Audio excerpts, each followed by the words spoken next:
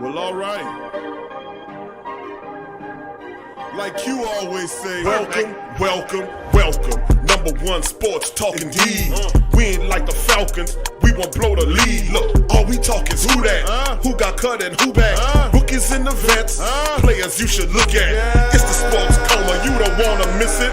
Got the pre-game party, post-game statistics. Get a visit from Sway, maybe DC or 5. It's the hottest thing smoking, Big Q and the guys. Go to YouTube Live, make sure you subscribe. Interviews inside the Saints locker room high. Talk to Drew, Jordan, Zach, Peyton, New Orleans, who that nation.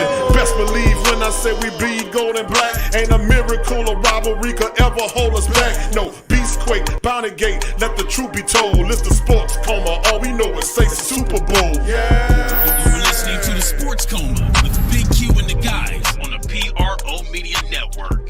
Who that to the Black and Gold family members going on, man? What's happening? Big ups to the Great Saint Think Tank. We in the building. Much love to you guys. Thank y'all for joining me on this Saturday, man. Very chilly Saturday. If you're in the New Orleans area, if you're in the area right now, it's just cold. It's cold right now. But anyway, I'd like to thank all the beautiful Black and Gold family members for chiming in on this installment of the Sports Coma. Much love to you guys. Appreciate you guys for being here. Sorry it's a little later than what I needed to be, man. I had a few tech issues firing it up. Had to run a few diagnostics on my machine. It was kind of sluggish. But I appreciate you guys still being patient and being here as well. So much love to all the Black and Gold family members in the live stream. Who that to you? Lavelle Brown, who that to you as well. Big ups to you, Lavelle. Who that? Brother Jared Poor, the AK, the OG is in the building. Who that to you, Jared? Cameron, what's up, Cameron? Who that to you? Simply Tasha, who that to you, baby? Or Jadon Portman, who that to you as well? Gundam, what's up, fam? Good to see you in the chat as well. Morgan, who that to you? Big ups to you as well. What's going on with your Young City Night Boy? What's happening, fam? Big ups to you as well. Big ups to your T-Mama in the building. Who that to you, Tyra? Much love to you, fam. Good to see you in the building, baby. All right, what's up, Sean? Big Sean in the building. Good to see you, fam. Big ups to you as well. Much love. All right, Brian Pearson, who that to you? Brian chiming in. Uncle Paulie is in the building. Who that to you, Uncle Paulie? Josh, what's up, Josh? Gold 23. Who that to you? Brother Donovan, how you doing, sir? Big ups to you. Who that to you, fam? The True Hurts, big ups to you. Kelly, what's up, Kelly? Who that to you, fam? Dedrick, what's up, Dedrick Ford in the building as well. Who that to you, fam? Swag Fan, who that to you as well. Tech Saint, what's up, fam? Who that to you, Tech Saint, and all the family members. Who that to you too, Sean? All right, big ups to all the family members, man. Appreciate y'all joining me on this Saturday, man, special Saturday stream. And I just want to start off by saying, man, I appreciate you guys for being here and spending some time.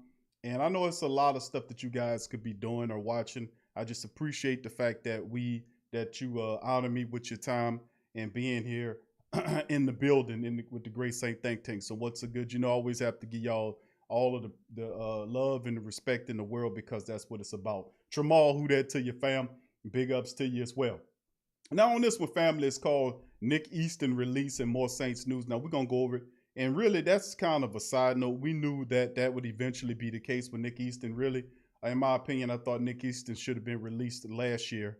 But ultimately, this was an easy one because of the multiple times he had concussions. He had 3, to my knowledge, 3 concussions. It could have been more than that. You know how we get misreported on in the building. I often warn against that sort of thing. But with that being said, man, 3 concussions means, listen, 6 million saving plus the 24 million or so. So right now we're 30 million worth of cap savings according to what we've gotten. Plus the Saints were they were under the cap by 4 million. So you add that to that.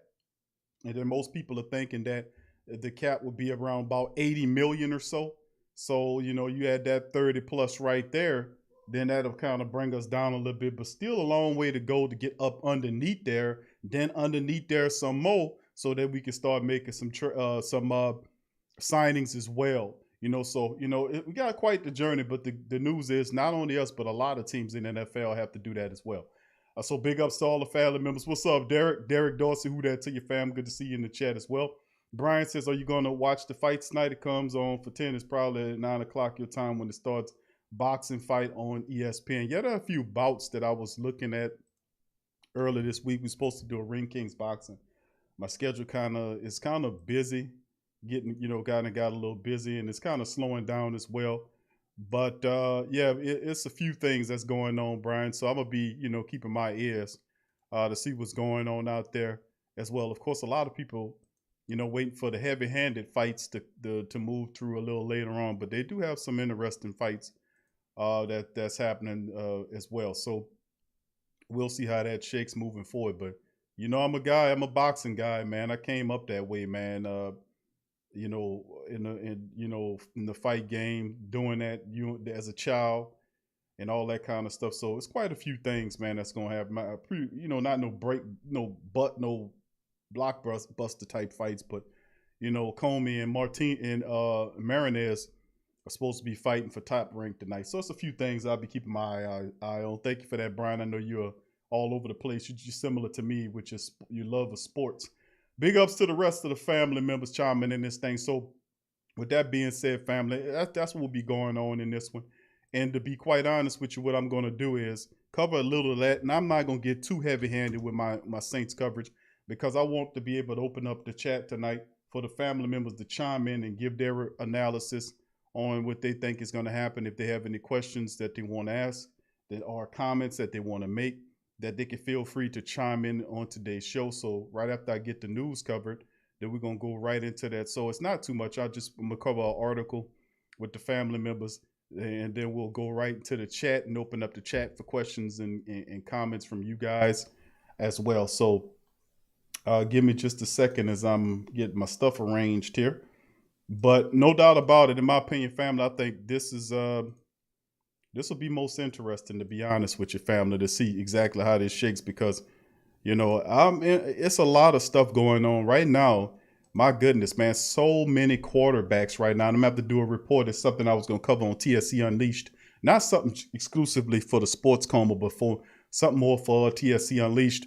To cover so much in the news. We heard about, of course, J.J. Watt, and a lot of people's asked me what you think about J.J. Watt and the Saints. I knew eventually J.J. was going to either get traded or cut. But with that being said, I don't think the Saints are a player in that way. That's just, I don't think they are a player in the game. The money is funny. And then, of course, who knows down the line if we can make some moves. And because I still say the Saints make a lot of moves that a lot of people are not anticipating, to kind of to get stuff really underneath here. So, we this team, in my opinion, once it's said and done, it's going to look a hell of a lot different than we're accustomed to it. Seeing it look, I'm just going to keep it real. And that's not something that I've not said. When you go Super Bowl or bust, you don't come back with a similar type of team. It don't work like that.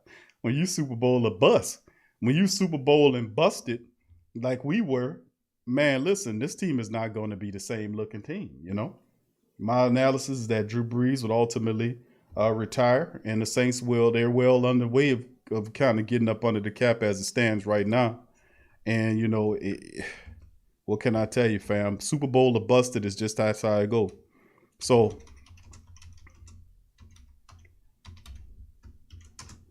with that being said, family, I'm going to share the link right here in the chat for the family members so they can be able to chime in. And you just guys, and once I get done with that, you guys will just hold tight and we'll cover the news and we'll get started. So please hit the like button. If you're not a subscriber, please feel free to subscribe to the Great Saint Think Tank and join the best of the Black and Gold Nation. We in this thing. So, all right, fam, let's get it twisted. Let's get it started with this one here. We'll start off with this little giblet here coming up from the Saints Wire, as it shows you that Nick Easton. This happened yesterday. Of course, I wanted to do a show yesterday. I just was busy doing other things. But today I wanted to be able to jump on here and be able to do the show with the family members and open up the lines of communication. Cheryl, who that to you? Cheryl, good to see you in the chat as well. Big ups to the family members for joining. Please, like I say, hit the like button if you can. If you just joined into the stream, please hit the like button and subscribe if you learn to subscribe as we get underway. All right, Saints salary cap space update after Nick Easton's release. Drew Brees' pay cut.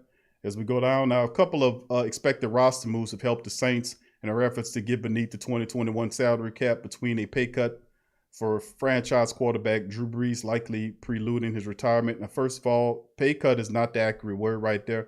This guy, Drew took a reduction in salary this past season. He did when he signed for two years for $50 million.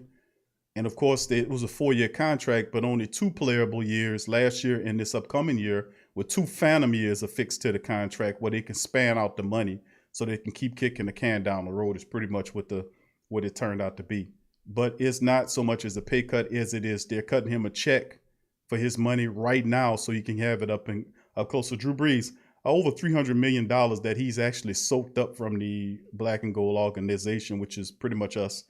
And he's been terrific in those years. Just wish we'd had more Super Bowls when he was in his prime, built a stronger defense that can help him and not so much just fluttered and stuckered around with a lot of the bull crap draft picks that we have.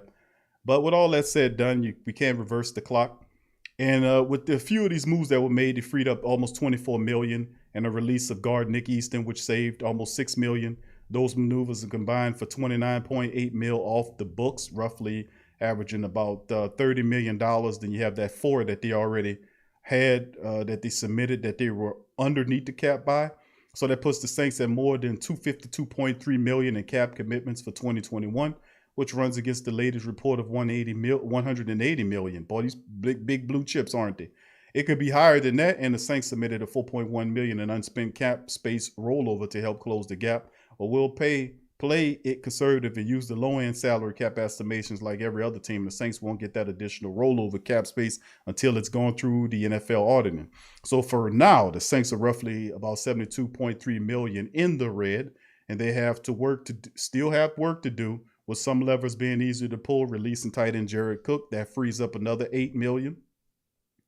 That's due on March the 9th, and then others hammering out long-term extensions like cornerback Laddie Daddy and Ryan Ramczyk, who accounted for a combined $21.3 million on their 5th-year options. That's unacceptable, especially right now because of the cap ramifications, and extend out that contract and kind of have that cheaper first year, second year, and then a clump on the 3rd and 4th year. With that being said, all right, and there are also the number of restructures that can be negotiated with cornerstone players to quickly reach cap compliance. And you have guys like Mike Thomas, Cam Jordan, those guys like that, Teron Armstead, they sit on top of the list. Now, it's going to be an exciting offseason for the Saints, or at least a complicated one to be sure to check the space often for updates on the latest news. So, and that's a part of the deal because of course, like I said, you're going to have to be able to get a few of the restructurings done for guys already.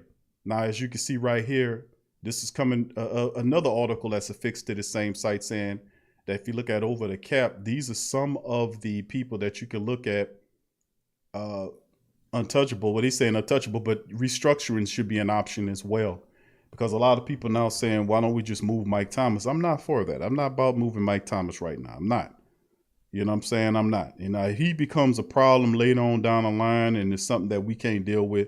Then, of course, I think a lot of the frustrations that Mike was dealing with last year was the fact that he just wanted to play. So he wasn't just being one of those trash can players, those silver trash can players that like to just cook up and have problems and just be a noisemaker so they can get attention. He wasn't that guy. He was upset by the injuries. And also the fact that I think a lot of that was he was just frustrated with the injuries and he just wanted to be on the field doing what he loved to do. So with that being said, his off-field shenanigans like the tweets are really minuscule. That's not really enough to say, okay, I'm tired of that. Let's get him out of here. But current cap for the 21, just under $19 million for that. And for him in 2021 cap hit, if trade is $20 million. So come on, and then if it's released is 23. So it don't do no good to do anything. Now, restructurings of guys like Mike Thomas and Elvin Kamara are really not Elvin so much as you got to look at Teron Armstead, Cam Jordan, guys like that.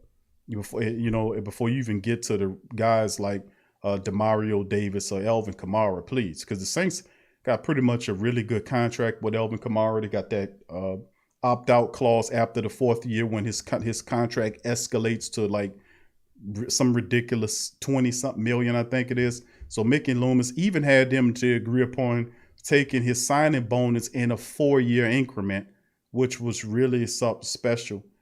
for the team. So with that being said, that's a fantastic contract for the Saints. I've often said that because when that fourth year, if the Saints feel like we can move on from him, because really the lifespan of most productive running backs are 4 or 5 years before you can dig into the draft and find somebody that you can bring in to kind of reproduce their production to a degree for a cheaper rate.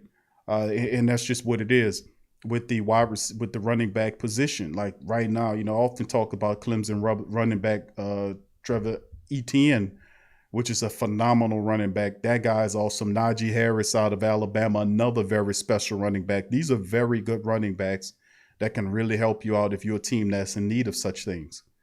So I mean, there are a lot of terrific, excellent running backs that's coming out this year. Like last year, a ton of really special, awesome backs came out last year. Cam Akers from the Rams, he came out. They got him low with the pick. Yeah, guys like Jonathan Taylor, who was with the Colts. He's phenomenal. Another special guy that was on a Heisman list at one time. He rushed for over 2,000 yards. I mean, running backs galore all over the place, man. A lot of really good, tremendous running backs came out last year's draft. And like I said, they'll have special ones as well. So eventually, that'll more than likely be the move. I don't anticipate them using him after the fourth year of his contract when he has that. Of course, they can give him $10 million of it and then bump it down and just restructure that 20 depending on what it is. But then it just gives the Saints options, if anything. So with that being said, the cap is seen to be the major move, but big guys sitting on top of the whole equation. Teron Armstead, Mike Thomas, and Cam Jordan, guys like that, they're going to go to for restructurings. Outright releasings of guys like Jared Cook has to go underway. Those guys got to get the hell out of here. That'll free up and open up more money for the Saints to then participate and add that to the cap moving forward. But of course, this will be one of the situations where the Saints have to build this team moving ahead simply based on, not in part, but being really smart with how they do their draft picks. And of course, we don't know what the punishment is going to be once the NFL levies its punishment against the Saints for the repeated violations that happened over the seasons that's pertaining to one person on the screen, Alvin Kamara. We don't know what they're going to do. What is it going to be? People thinking it's going to be a third. Who knows what the hell it's going to be? Now, we supposed to get compensatory picks as well. So all of that will begin to work itself out before, down the line in the next several months or so, we'll know the answers to all of those issues and problems. But no doubt about it, the Saints secondary is something that we need to look at, and smart moves in the draft, not doing luxury, stupid moves like we did last year, like taking a freaking center who we played at guard all year. Nobody seems to want to criticize that, but a handful of people out there that just didn't think it was smart to take a center. We could have took a defensive player and our defense would be just right there. I think a large part of the time that Breeze has been here is that the defense has been trying to catch up with the offense, and we finally get the defense where we want it. Let's add some young pieces there to keep that advantage where the Saints have that rushing style of if they want to, they can punish you with the run and then play lockdown defense and then have a quarterback there that can also wing it down the field. We have the weapons. We just need to be smart on how we do it, retooling this defense moving forward. A lot of people don't want to say, is it a rebuild? When you Super Bowl and busted, what else could it be? You don't know who your quarterback is going to be. People say it's going to be Taysom Hill. Some people say it's Jameis Winston. Some people it might be somebody else. Who knows? Nobody knows, right now. I don't even think Peyton knows right now, because if he wants Jameis back, who says he gets Jameis back? What if Jameis goes somewhere else for better pay? So, I mean, it's a lot of factors that we just don't know, and ultimately it has to work itself out over time. When you're Super Bowl and busted, don't expect the team that you had this previous year to come back in that capacity. You're going to lose a few people, more than a handful of people. Sheldon Rankins is unrestricted. He's gone. Marcus Williams is going to be gone. There's a lot of people that's just not going to be here anymore. And the Saints will have to be smart in how they pick up people through the draft and cheap veterans as well as undrafted guys. So with that being said, 70+ mil, according to the latest indications, is what the team is now saying moving forward. And we just have to keep an eye on, how that looks. But that's the reality that we're facing right now, family. So there it is. And like I said, I appreciate all you guys for being here first and foremost. Thank y'all for being here. Big ups to you, John Thompson, Morgan, who that to you as well. Much love to y'all. Thank y'all for being here. Let's see who else we got there. JT, what's up, JT? Good to see you as well, fam. Superstar Louisiana boy, much love to you as well. CT Crusher, good to see you as well. Big ups to you. And Pelicans Nola, big ups to you, fam, as well. Tori Shepard, what's up, Tori? Big ups to you, brother. Good to see you in the chat as well. So with that being said, fam, I'm gonna open up the line. We got a few family members that's already on the line. We got brother Jared, brother Paul, and Big Easy K Scott, and we're gonna bring the brothers in here right now, about right now. So y'all hit upon the like button if y'all hadn't hit all right. Joseph Thomas, who that to you as well. Morgan, big ups to you, Morgan. Love you too, fam. Appreciate you being here. True Hurts and all the family members. Much love to y'all. All right, brother Jerry. Brother Jerry Paul is on the mic. What's up, Joey? Who that to you, fam? Joey and Isabella, much love, fam. Brother What's Jerry. Going on, Big Q? Who that to you, my big brother? How you doing, brother Jay? Good to see you on the show, bro. Who that to you?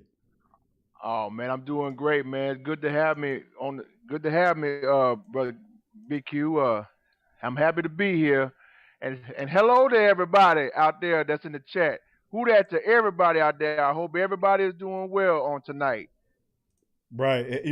And brother Jerry, once again, bro, we appreciate you for being here, bro. Thank you for your great commentary and your support as well, and much love to you, bro. What's on your mind tonight there, brother J? Well, first off, Big Q, I'm doing great. And like you always say, I'm always welcome. I'm rocking with the Sports Coma with Big Q and the guys, where we have intense, entertaining, educating, and enlightening sports talk from your favorite sports family. Brother like Jerry, always, Big bro, Q. Hey, bro, that sounds good coming from you, bro. I mean, that's awesome, bro. Yes, sir. But first off, Big Q, start off, thank God for having me on here. And like you said, once again, I'm always welcome to come on here to talk Saints talk with you and the fam. I like this move what we did on Friday of the Saints releasing Nick Easton to add up some more money to save. So that was a real big move on the Saints' behalf. So that saved us about like $6 million, I believe, if I'm correct. Yes, sir. Yeah, I like that. I like this move. I really do like this move because that's actually the start of getting out of this what they call cap hell we're dealing with right now. Yes, sir. And hopefully it's going to continue to that way going forward. And I'm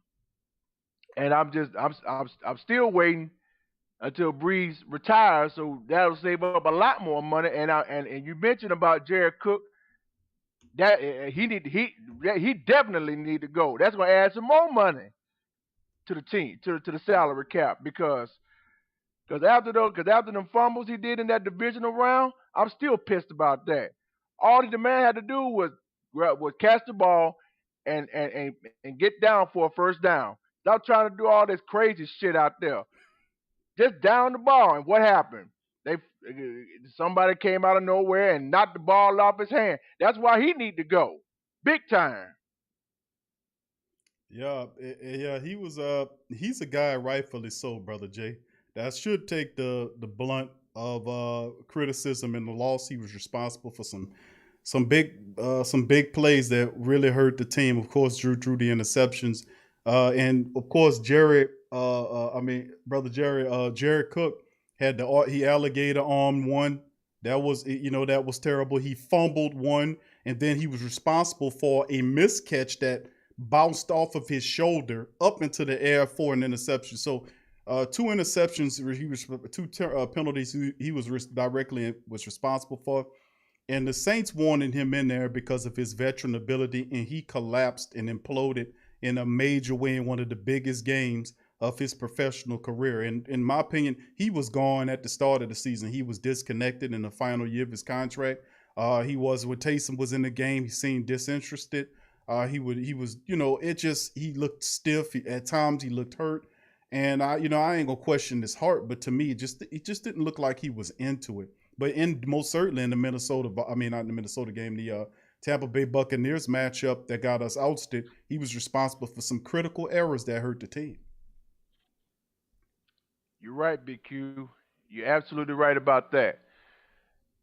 And that's why I agree with you when I say this that Jared Goff definitely need to go big time because I think he a free agent this year and if that works, like I said, that's gonna add some more money to save on for the team because right now I'm looking at the future right now and that's why I see the future in Adam Trotman.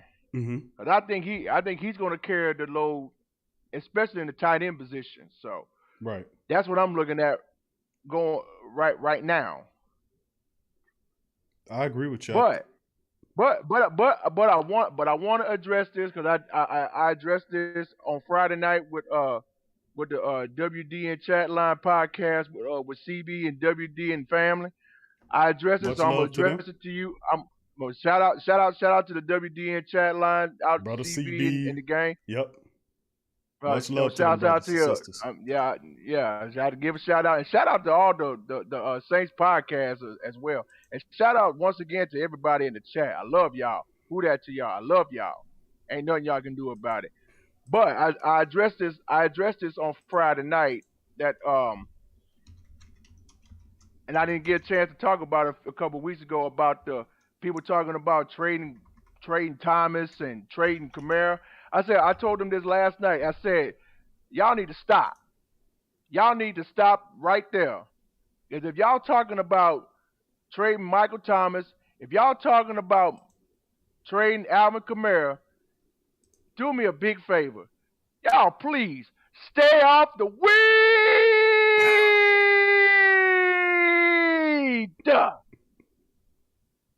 and stop drinking that liquor what you're drinking because it's not going to work. If y'all talking about trading Thomas, if y'all talking about trading Kamara, stop it. Knock it off. Please. In that right there, that part right there, just stop talking about it. Start thinking right. In other words, and I said this before, use common sense in that knowledgeable mind of yours. I don't care what type of Saints fan you are. I don't care if you're straight up.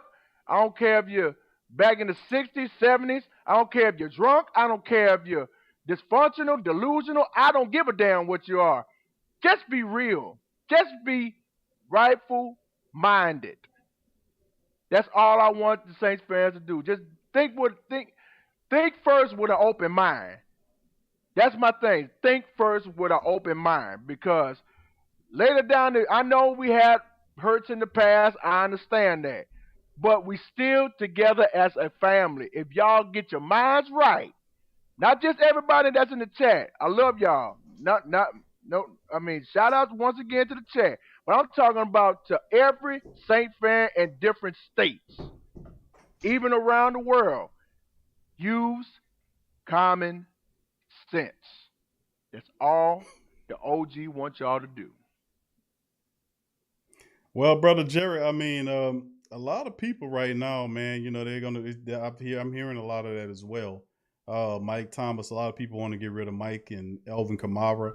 And I don't know about doing that. I don't know about cutting those guys loose or saying, let's restructuring Mike's contract. That's one thing, but getting rid of him. Yes. I don't know if that. I think that's a little bit much right now because you want to keep some of your key aces as you retool the team. I think that's a good way because you got really good complementary role players that work well with what you're doing. You just got to complement these guys and have a smart draft and add a few inexpensive veterans there, and you can go at it again.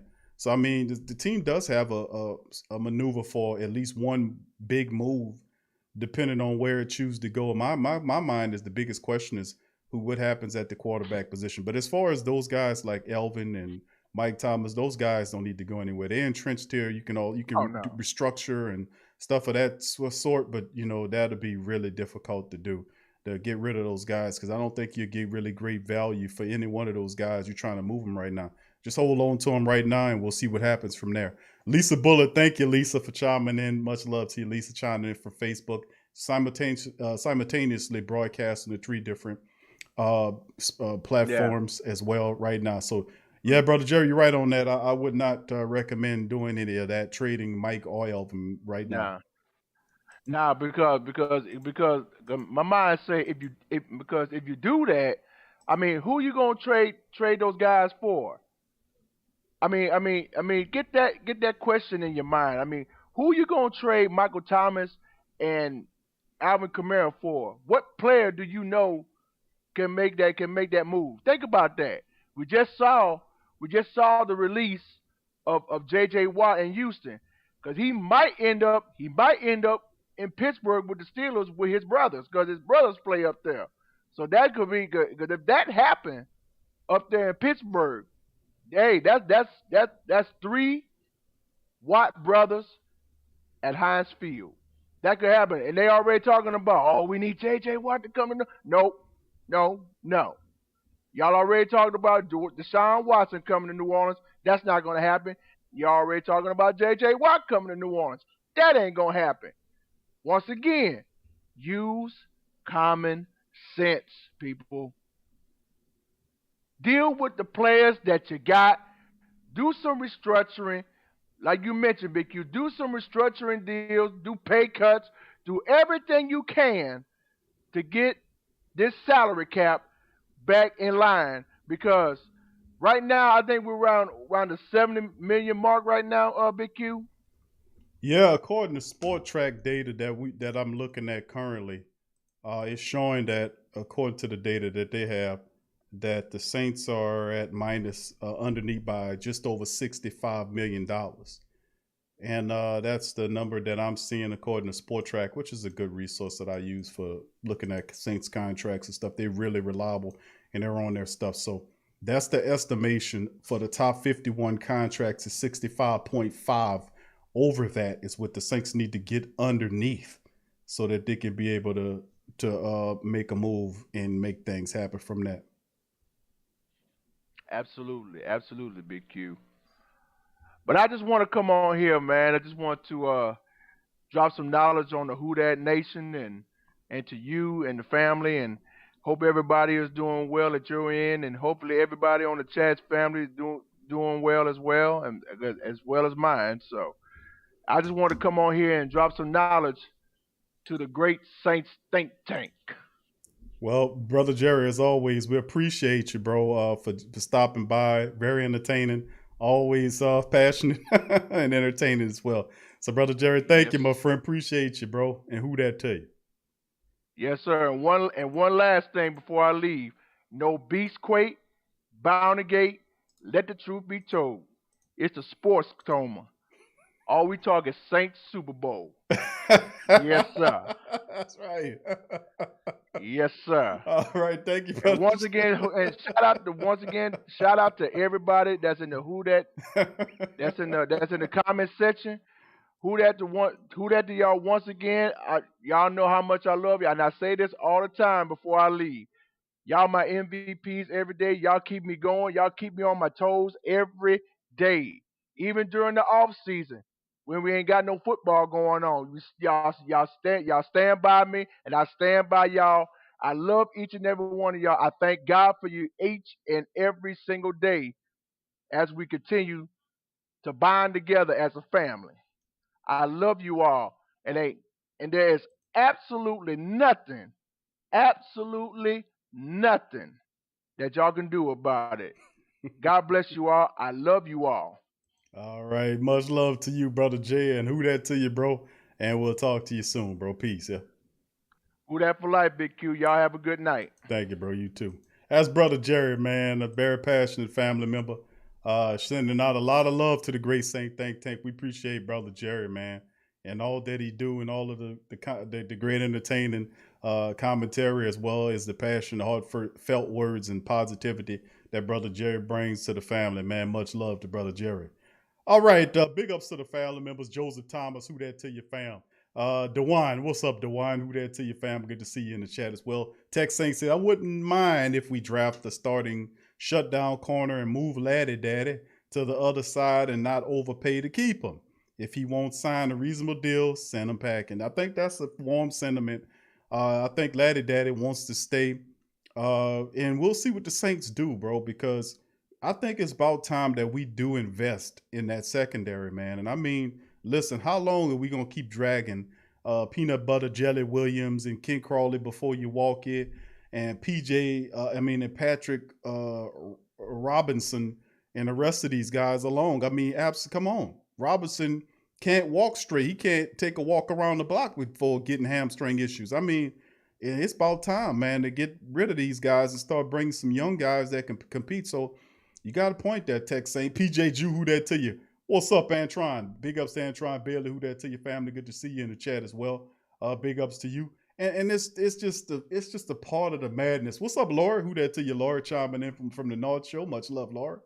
All right, Inevitable. What's up, Inevitable chiming in? What's up, James? Who that to your fam?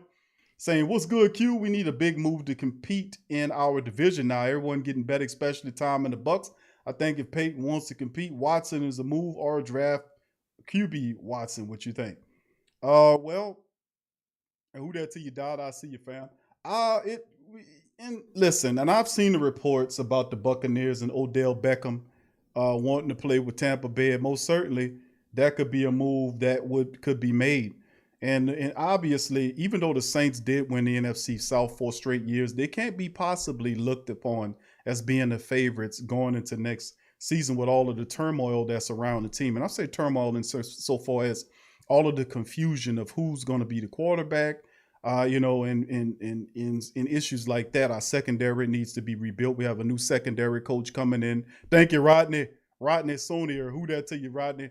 Appreciate you liking the stream from Facebook or Twitch. It doesn't show me, but thank you for that, man. Appreciate you.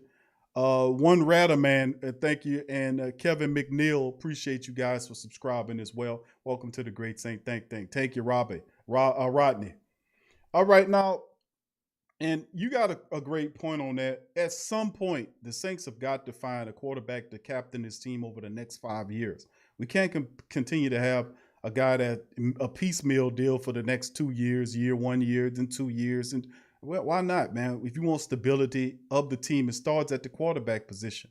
And I think even though Taysom Hill played well in a handful of games last year as a starting quarterback, but really think about it, 31 years old, I think it is, first time starting as a rookie. He has a lot of potential, but 31-year-old rookie quarterback playing, and that's quite the heavy load to be the captain. And just the fact that you stepping into some big shoes, because it's unofficial yet, but I do anticipate Drew retires and ultimately Taysom steps into his shoes.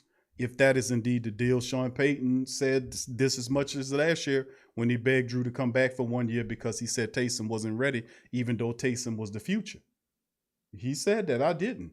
So with that being said, Jameis comes in, makes it very interesting if Jameis returns. But the only two quarterbacks still left is Taysom Hill on the roster and Trevor Siemian. And Trevor Siemian, don't poo-poo Trevor Siemian. Now, Trevor Siemian's a guy that got a lot of NFL experience. He's a stopgap option, but you never know in the mind of Sean Payton. I'm just going to keep it real with you. But thanks for that question. I wouldn't be mad about drafting a quarterback. I just don't know if the Saints do that, man. They have such a ridiculous history of drafting. I think the last time the Saints took a quarterback in the first round was when Archie Manning, and that's in the 70s. Are you kidding me? I'm becoming hard. That's unreal. That's unreal. At least I can give some teams credit for at least trying to draft a quarterback, and they might have failed, but good grief. I mean, that's just not their way, man. They just don't take quarterbacks. I just don't understand, man. Why go and scout them? Why you wasting money scouting them if you're not gonna pick them? I just don't get all of that. Gundam says, hope they break back Quan. Well, yeah, he can definitely come back for something cheap. Adrian, what's up, Adrian? Who there to you, baby? Good to see you. 985J in the building. What's up, 985J? What's up, fam? Big ups to you as well. Appreciate you stopping by, my brother. Tyrese, what's up, fam? Say the Saints are a top fan offense. We just need a mobile quarterback. All right, thank you for that, fam. All right, what up, Frederick? Frederick Savoy Jr. says, would not trade Kamara at all. Thomas, maybe. And a lot of people feel that way. Thank you, Frederick, for that comment, fam. Who that to you? Appreciate you. Young City said they can give up Cook. Cook is a free agent. He's not coming back there. He's not restricted. His time is here is over with, family. So don't even worry about that. Don't even worry about him bringing his big sorry ass back here. All right, Rush Hour, who that to you, and all the family members. Thank y'all for being here. as well. I appreciate y'all. All right, we got brother Paulie. What's up, Smallville? Who that to you, Smallville? Much love, fam. We got brother Paulie chiming in. Welcome to the show, there, brother Paulie. How you feeling? I'm doing good, Q. But first of all, I got to say this. I got to get this out the way. I'm representing the Black Suede Party, and Brother Jerry is borderline infringement on Suede slogans and sayings on there. And I'm the one he got to watch it. I had to come get him. I was like, I wanted him the sports cover or the Jerry show. I'm like, what do I have to tune into? Wait a minute here. Brother Jerry sound good saying it though. I can't take that away from him, bro. He got it Well, together. I tell you what, Q, if you ever go on vacation, you can look Call Jerry Jerry. up. He might be a suitable replacement for you. And I let me gotta tell you, have to. He and got let a me tell you, damn he'll be fat now. I tell entertaining you. too. Now he'll be entertaining too. I tell you what, man. Oh, He oh got yeah. it I together, said man. he don't even have a script, Q. He know it by heart. That's how you know he good. That's what I'm saying. Oh He got it all. yeah. Brother Jerry got it together, man. I tell you what, bro. He got it down pat. I tell you, he be listening. He just studied. He just studied that thing. Oh man. Well, yeah, man, I'm glad. But you know what? Q is just so much. I mean, it's just the future is now. I know it's an old cliche, but right now, in the Saints and all, and you don't know if we're gonna be back in the dome next season or not. I'm hoping, God will bless and move that way. Cause the fans need that. Q. They need to get back to some of that. You losing touch with the team. I don't know, nobody else might not say that, but I kind of feel in that way. You lose in touch because you're not really there to really see things, and you can voice your opinion. But Q, it ain't nothing like being in that dome cheering or booing. Either way, you have a right to do that. It's over the feeling. What you think? Yeah, that's a major part of it. I see them getting a little bit more lenient with the Pelican games, allowing more people in. But it's also tied to the fact that the NBA and the NFL and the rest of the agencies are getting together for the vaccine push. So a lot of people, like when the Super Bowl were took their shots, so a lot of them were allowed to go back, and participate in it. So that's a part of what they're doing. Like, okay, if you want to do this type of stuff, then you're going to have to do this to get that kind of results.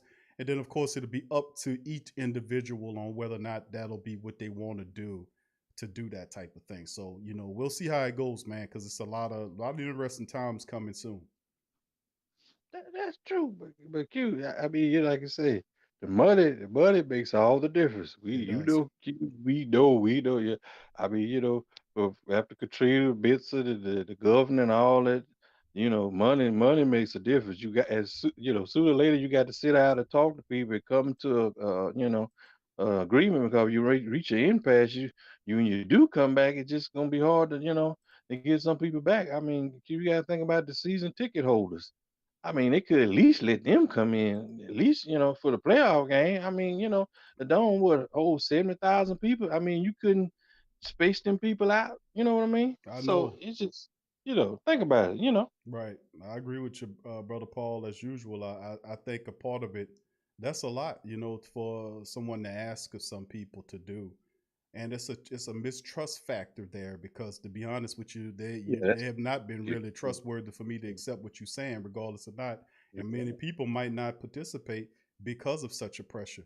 And these are the times I've mhm, often said these are very strange times because I've often, like I said, I've been reading for a very long time, and I remember reading books from a long time ago that talked about these times, and they're playing out like a playbook in these times. So, like I said, if I knew it when I was studying about it, when I was 17, 18 years old, when I was in high school, then I knew a lot of people that's out there know it or just got to it now.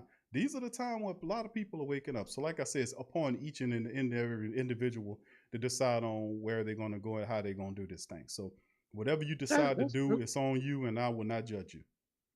That's so true, Q. That is so true. You just have to make up your mind. I mean, the team has to go forward, Q. I mean, you just can't keep 4 years in a row of playoffs not making it. At least the conference championship, Q. But like you say, they just had it in for Tampa Bay, and I told my wife, I said I wasn't gonna watch the game. I said If it ain't the Saints or Kansas City or Pittsburgh, I ain't watching it. And I didn't, Q, because it was a waste of time. I mean, because it was already fixed for Tampa Bay to win, And I'm glad Larry Johnson and the rest of them, Cunningham, and all them coming out and spilling the beans now. And Roger Goodell don't know what to do. He can't make them shut up because guess what? They retired and they ain't connected to the NFL in any way. You can't shut up everybody, Q. What you think? You're right. You can't, and that's a major part of it that we dealing with today. And it's also a mistrust with Goodell. It's not just the Who That Nation. It's a lot of other people across It's the true. NFL world that don't like Goodell. But the owners are so Yeah. greedy, they sticking with him, sticking with an Mm. unpopular commissioner, and the league hates the man. He should have been replaced. He should have been That's true. replaced. Any functional and organization that cared about what the promoters or the customers of their league think, then to a large degree they would make moves to change things. Commissioner Goodell to me is a liar. He's a scumbag, and I think he should be pulled down there. But he makes money That's true. Q. with the league so That's much true. their records is through the roof with him, and their money's through the roof with him, and they'll hold on to an unpopular commissioner than care about what we think. So just keep on doing that. Right. But my thing is, Q, it's just like when we was kids and we were messing up, and Grandpa said, "I'm gonna whoop you now." Now he might not have whooped us right there, but he caught you when you least expected and tore your head up. But I said that to say this, Q is covered. All this COVID violation and stuff.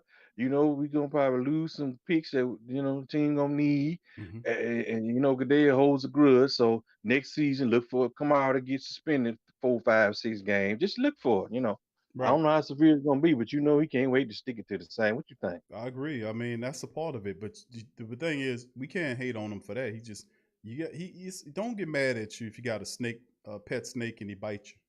I mean, That's listen, true. that's a part Right. of it, man. And he's a guy. He's a snake. I mean, but you don't give him ammunition to do that to you. I mean, come on. That's what I'm talking about, Q. I You mean, can't mess up with him. He right. done showed you he gonna kick you in the butt every time. And see, the thing is, and I can understand if the man didn't want to wear the what you call it, the device, because it's basically a tracking device. But that's beyond the point. The point is you agreed to that because you're using NFLPA. The NFL Players Association agreed to those rules before the season started, Uh, and you have to acquiesce to that. If you don't, you can't play. So how was he that's allowed true. to play, even though he was doing that? And that's why I kept saying that uh, we might have not known that until after the season was over with. But if you if you pay attention, you started noticing little cracks in the armor here or there and little weird stuff that I'll catch from time to time. And I'll question, I was like, man, what's up with that? It'll strike me as weird. And throughout the season, I would see it and I would call it out and I would say some stuff about that. And That's ultimately, true. it come down to it. It's like, okay, if the man didn't want to wear the thing, then he shouldn't have played. All right, what's up, True. Terrell? Thank you, Terrell. Appreciate you for subscribing. Who that to Terrell? I hope I'm pronouncing that name correctly. Terrell Fauntleroy. All right, let's hope that Tyrell Fauntleroy. Welcome to the Great Saint Think Tank. Appreciate you subscribing, my man. Appreciate you. Who that to you? Now, and that's the thing. And I was like, okay, well, he ain't won't wear it. That's good, but you can't play if you don't wear the stuff because that's really a big deal. And now that we That's true. allowed that to happen, brother Paul. But Kabara's getting a little bad track record with me with all this lying. Like he's talking about he didn't go to the club in that strip club in Atlanta. He went there about the injury. He did. I'm like, come on, Kamara, you really hurting your credibility because you're gonna fool around one day and really get yourself in something. I mean, Q the Saints gave the four for him to get suspended for no long term next year. You know what I mean? And barring injuries and stuff, Kamara really needs to stop thinking about himself and be more team oriented. What you think? I agree. He's a star on the team, and a lot of people looking up to Alvin Kamara. He's made himself into a superstar on the Saints team and a major contributor. I mean, That's true. he's a The one large million dollars make a big difference, he, Q, he than making 2 million. he's responsible for over 60% of the Saints plays offensively speaking. He's a major part of the Saints offense. He's a major Whew. cog in the wheel. So he has to show up and Yeah, do the right thing, true. even if he doesn't think that that's the right thing to do to wear that tracking device. He still was supposed to do it because that's what they agreed to do. Now, if you didn't want to do it, your only other choice is not to play because you're not That's going to do true. that. But if you Right. do that and you play, and they catch you, they hurt the team because they're gonna hit them with the fines, cash fines, and draft picks in a tight time when you don't need that to happen. So That's yes, so true. it does come back and it does tend to hurt the team, and it's a bad thing and the thing. But yes, very peculiar behavior this entire season. Like when the man That's true. was caught in the club and he got busted with that, and then he got hit with the penalty where he had to wait the game. The Saints. The truth is, in retrospect, he shouldn't have been played. He should have been suspended for the playoff game against the Bears. He shouldn't have played that game. There was no repercussions for that behavior, and it's going to continue. He's not going to That's true. stop himself. He's a young player. He's young and stupid. It's up to the coach to do that, man. You know, who goes to if you're a star of the team, who goes to a strip club after the Christmas Day game? You got 6 touchdowns. You celebrate at the strip club. You know the violate. You know you ain't supposed to do that, man. You know you would, and then you endanger all of the people around you by doing that. That's true. So I And then, like mean, you say, you itching for trouble, Q. Could have right? got the So fight, could have got shot, anything could you happen. know, and I'm In saying, Atlanta of all places. and I'm saying Come it, on, and man. I'm saying that to say that's a young stupid player. I mean, but That's it's true. up to the coach to check that kind of behavior. He has to check that guy and That's punish true. that guy. He shouldn't have played in the Bears playoff game. They got to have True. they got to have some type of punishment, and not waiting for the NFL to do it. But you got to do it to keep things That's in true. check. If you let that man You run really right do. shot, you're gonna lose control of the team. You're right. And like I said, Goodell proved it. He go come down and they go be no one game, $10,000, fine, and that's it. No, he gonna really stick it to you. So Sean Payton he stop being asleep at the wheel, Q, when it comes to this discipline. And it's lying on the injury report. I'm tired of that. Sooner or later, they're gonna stomp him for doing that. It's just a matter of time, Q. I mean, it's just like playing Russian roulette. Sooner or later, it's on so many times you blow your brains out. And like I said, the league don't like us. It's all they just sitting, they laying in wait. They just laying in wait, just like old hungry tiger, somewhere That's laying true. in wait, waiting for the prey to come out, and then he gonna pounce on them. And the Saints keep putting on a steak suit and walking around a bunch of hungry ass lions. I mean, I don't I understand like why. that too. That's a good analogy. Why you That's, doing that's, that? that's so Why you doing that's that? so. Why we exposing ourselves like that to the point where you just doing this like you untouchable? Nobody ain't pulling your coattail. Only Big Q and the Great Saint Think Tank is talking That's about true. this and saying, "Listen, family, this is what's going on," and I'm not making it up. I'm pointing it out, but nobody That's else is right. pointing it out, saying that look what he doing on the injury report. That accountability was one of the main reasons why you don't have but one Super Bowl, and you had that Super Bowl because accountability was in the building because Tom Benson was alive at that time. That's how Sure you right. got that one, because you go back and look and do your research. Tom Benson held his feet to the fire when he wasn't running the ball enough. He told him, Sean, you need to run that ball, because he knew football. Now we got a bunch That's of right. accountants. We got a bunch of accountants, bean counters, operating and running the team. And you hear they ain't say not one bad thing about losing that playoff game to the Tampa Bay Buccaneers. They didn't come No, out and Q. issue no apologies to your ass. They That's can what give a they cat. did. They Cut give a. down the income. That's all they They don't cared care about. about that And that's bean the counters. sole problem with that team, Q. You They're hit the bean nail on the counters. head. Right. They don't care about. Listen, man. Listen. They set out for a Super Bowl every year, and we supposed to.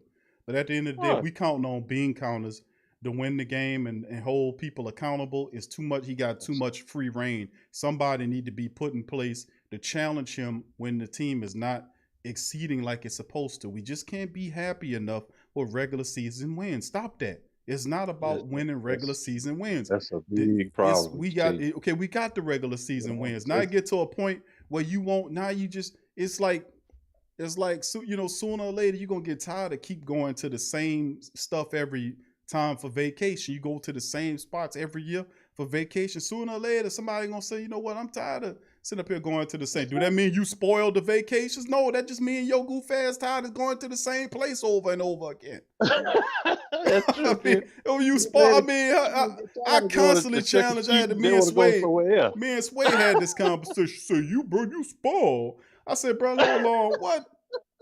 I said, what am I, a gallon of milk? That's bad? I mean, come on, bro. What the hell you talking about? I said, bro, listen, if you are at a certain level and you get there every year, you keep failing, sooner or later you're going to say, hey, why can't we go further? We've been there before. Why can't we go there again? Over the head, Q. You we so just gotta right. stop looking at it like, well, because we want success, we spoil. What? So if I don't want no success, I'm not spoiled, right? If that's to the, I mean, come on, man. What kind of silliness is that, bro? I mean, seriously, think about that. You know Because what you that want sound like? success, That in championships, you're spoiled? Really? Whoa, Q, shit. that'd be just like me coming to do all this talking about, hey y'all, where Showbiz Pizza at? You know, Showbiz Pizza been out of it's Chuck E. Cheese now. It ain't no Showbiz Pizza no more. Showbiz, Come I on remember now. that. That's old school, brother You remember Paul. Showbiz? All right, That's like Suede, if you saying listen, that's a Godfather's shirt. pizza. You looking That's a for shirt. Herman Cain old stuff. You was like, well, where the closest Godfather's pizza at? What? Yeah, people looking like you. What? Godfather's What? pizza? What the We hell are got you pizza. talking You about? don't know about what you talking about? Godfather. What? We looking Right. at you like See, you all crazy. the old schoolers remember Godfather's pizza, man. Y'all remember that. But like I said, you can only live in the past for so long. I mean, you might love grandma's pie, but if you got a recipe, you can always cook it again. And see, that's the problem with the Saints. Q, they done lost that winning Super Bowl recipe. Yes. And now we, like you said, don't burn the bees last year. They buried the bees. Oh, They they buried the bad done Q. I charred mean, the hell out those beans. you can't even skim off the top, still tasting They burnt. done charred the hell out those beans, brother Paul. Them beans look like they've been nuked. I mean that's Right, I didn't have the it's nerve to say blackened you beans still want to now. eat that, man. I can eat that. It's blackened beans now. Right. Smallville, thank you, We're not Smallville. doing that no Link more, in the man. chat, Smallville, for you, bro. Link in the chat. But yeah, brother Paul, you right, man. I mean, it's It's a getting certain, old, Q. It's that's getting getting old, old man. quick. That's getting old, man. Yeah. Just because you won't, I'm telling the whole Who That Nation out there, family, please hear me. I'm saying to you guys, just because you want success in your life does not mean that you're spoiled because you want successful stuff. Because you No. want to elevate to a higher position at your job, or that you want to build a bigger and better business where you can make more money if you're an entrepreneur, does not mean that you're spoiled to money. That you're not spoiled to. I just don't understand why would people put the two together. I do not agree about that. I think that is absolutely ridiculous, and that you should be pushing for your team to win Super Bowls every year. And when you have a team that is really a Super Bowl team and they fail, we got to ask the questions. Why did they fail? What happened there?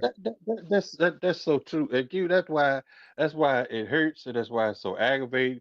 You had to sit back. Those the people that Saints fans watch Tampa Bay, a team we trounced twice in the regular season, and then get in the playoff and they just beat us.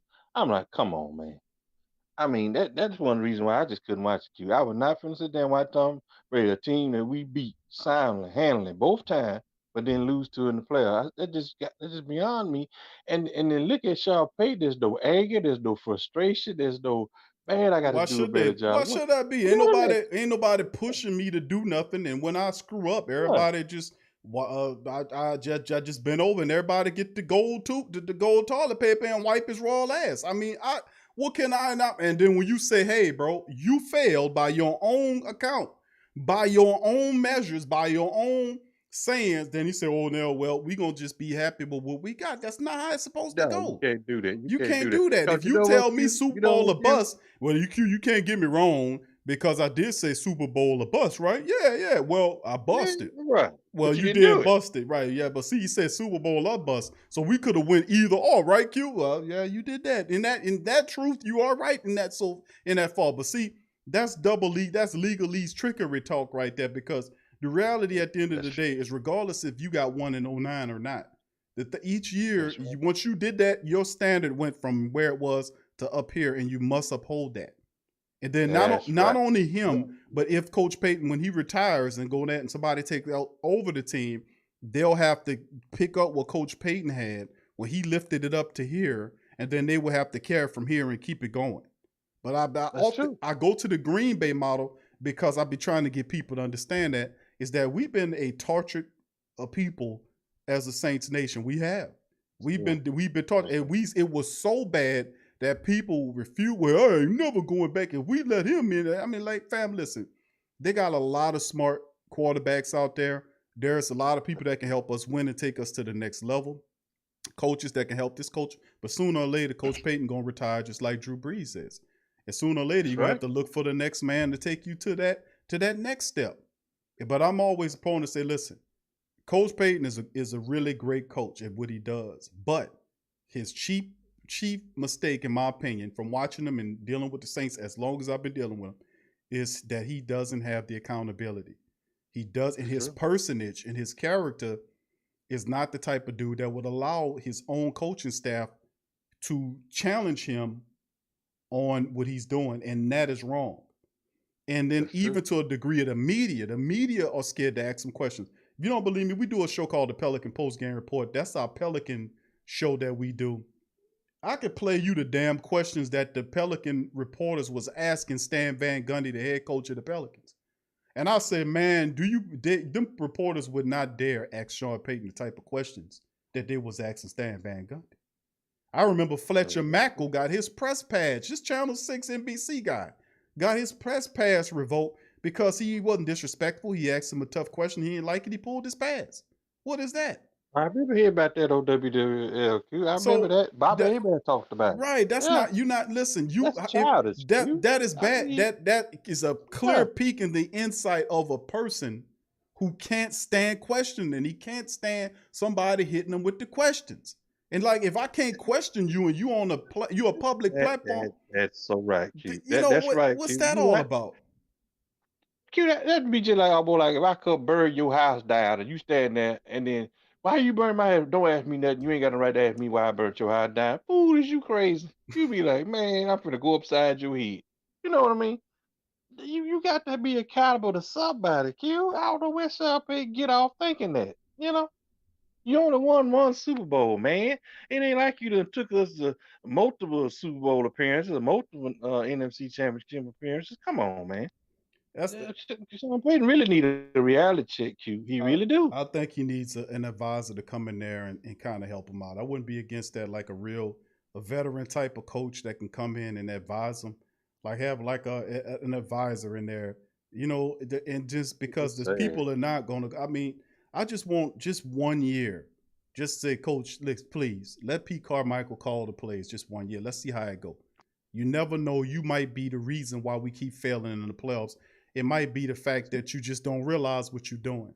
Let's let Pete call the plays just for 1 year, just to see what it looks like, and let you focus on just doing the head coach stuff, like just watching everybody as overall. Let Pete take those play calling duties away from you.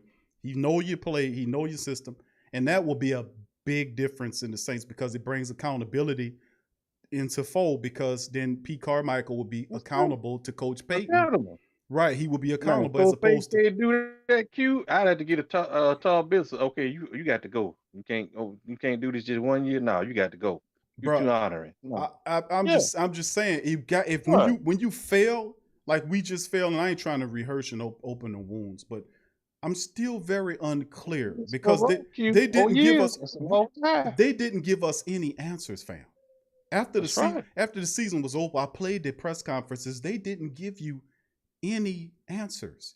There was no answers. You know why? And then the question I keep answering every year, and y'all know it, was after every playoff failure was, what did we learn? And then the question is, what did he learn? Meaning Coach Payton. What did you learn? You jam-packed this team with talent everywhere, and we failed. We still missed the game by our own hand. Not the fact that Tampa Bay was that much better than you. We turned the ball over 4 times in our own building and gave those people the game. Why? Why did we do that? Why was Jared Cook not ready to play in that game? And why didn't the coach pull him when he seen he wasn't ready to play? I mean, these are good questions, but you will never hear the media ask these type of questions because they will never question him like that, because he will run them off. And I say that's very small as a person to do that, because imagine if we have this show, The Great Saint Think Tank, and I don't want to answer nobody goddamn questions. Now, what would that be? Don't ask me no questions. I just want to talk to you all day. I don't want you to say nothing. What kind of shit is that? What is that? That's foolishness. So, I mean, if I can be questioned, you could be questioned. And when I say I won't question you, they got people to stand up and become a security force and say, you will not question Coach Payton. You will not question him. Now, what kind of question you want to ask first, Q? Because I know you. I know what kind of question you go ask. And I said, well, listen, bro, I'm just trying to ask the man a question about his game plan, why we failed, bro. Oh, that's too tough. You got to ask him about what kind of snow cone he liking. You got to ask him what you got. I mean, that's the type of questions, man. I'm like, what kind of questions is this? And if the media is not holding them accountable, then who else gonna do it if it ain't the Great Saint Think Tank and the rest of the Who Dat Nation that's not involved in the Sean Payton security detail? You right. Just saying, Because man. you ease up and if you slack off, you gonna be just like them, Q. You can't do that. I'm not, and I, You brother, owe see, it to, you owe it to the Saints Nation. you said it, brother Paul. Hap Glaudy. Coma family. Yeah. You put in there. You put Hap Glaudy in there. You put in there Buddy D. Yeah, You man. put in there guys like that. On them. Yeah, All man. up. What's the time? Tom Benson out there. What was the time? Scared. What was the reporter from Tom Picayune, man, who wrote for years? What was the man? Man, he used to tear him up in the paper before they bought him. What was his name? What was his name? With the white hair. He got PO. He passed away a couple years ago. I almost called his name. I can see his Pete face. Finney. Pete. There you go. Peter. He would get on Tom Benson. He get on more. There's some old timer guys. See them guys? Carl Sniff. He talked about all of them. Q. Man, them dudes stayed on it. And see, that's what we had. And so what the Saints did is say, man, we are taking a licking in this press. So you know what they did? Tom Benson brought the press. He bought them. Now he got tired of me. That was kind of meek and miss, but try to control. Man, this body ass man. You can't be a control freak. Oh my goodness, man! He just bought them. Freak. You know what I'm saying? Them old rich people, something else. They don't like what you're saying. They just buy the paper and fire whoever was writing the bad article about you. So I miss my goodness. You ain't gonna get no real conversation from them people, man. I keep telling them that. If people believe that the NFL is to control to a degree or is rigged to a degree, then aren't the reporters a part of it? The reporters can blow the whole damn thing up if they did the right thing and reported on the truth, wouldn't it? Huh? See, there's multiple. You just can't throw the NFL in there. See, they got partners and affiliates that make money with the whole shebang about keeping you in the dark about stuff like that there. So why are we throwing the NFL in there? Make sure you throw the media along in there with them. Go ahead, brother Paul. I'll give you the floor. Then we're going to move. Somebody Jimbo really did like. He couldn't stand Ron Swoboda. Ron Swoboda was on the Miracle Met team. He won a World Series championship ring, and he would wear it around more, and that just ate more up because he knew he never had won a championship in the NFL and never even won a playoff game. He couldn't stand to see Ron Swoboda walk through that door. He got him thrown out of a meeting one time. Yep, I remember he wouldn't even let Buddy D fly on the plane with him one time. I remember he had to go. That John Meekum did that. John Meekum threw him off the plane and said, Mr. Meekum, what's going on? Why the team keep losing? You get off my plane. Get the hell out of here. That's petty and small, man. Come on, bro. You supposed to be a professional. You know what? When the fans is on the media side, that ain't good for the older the coach.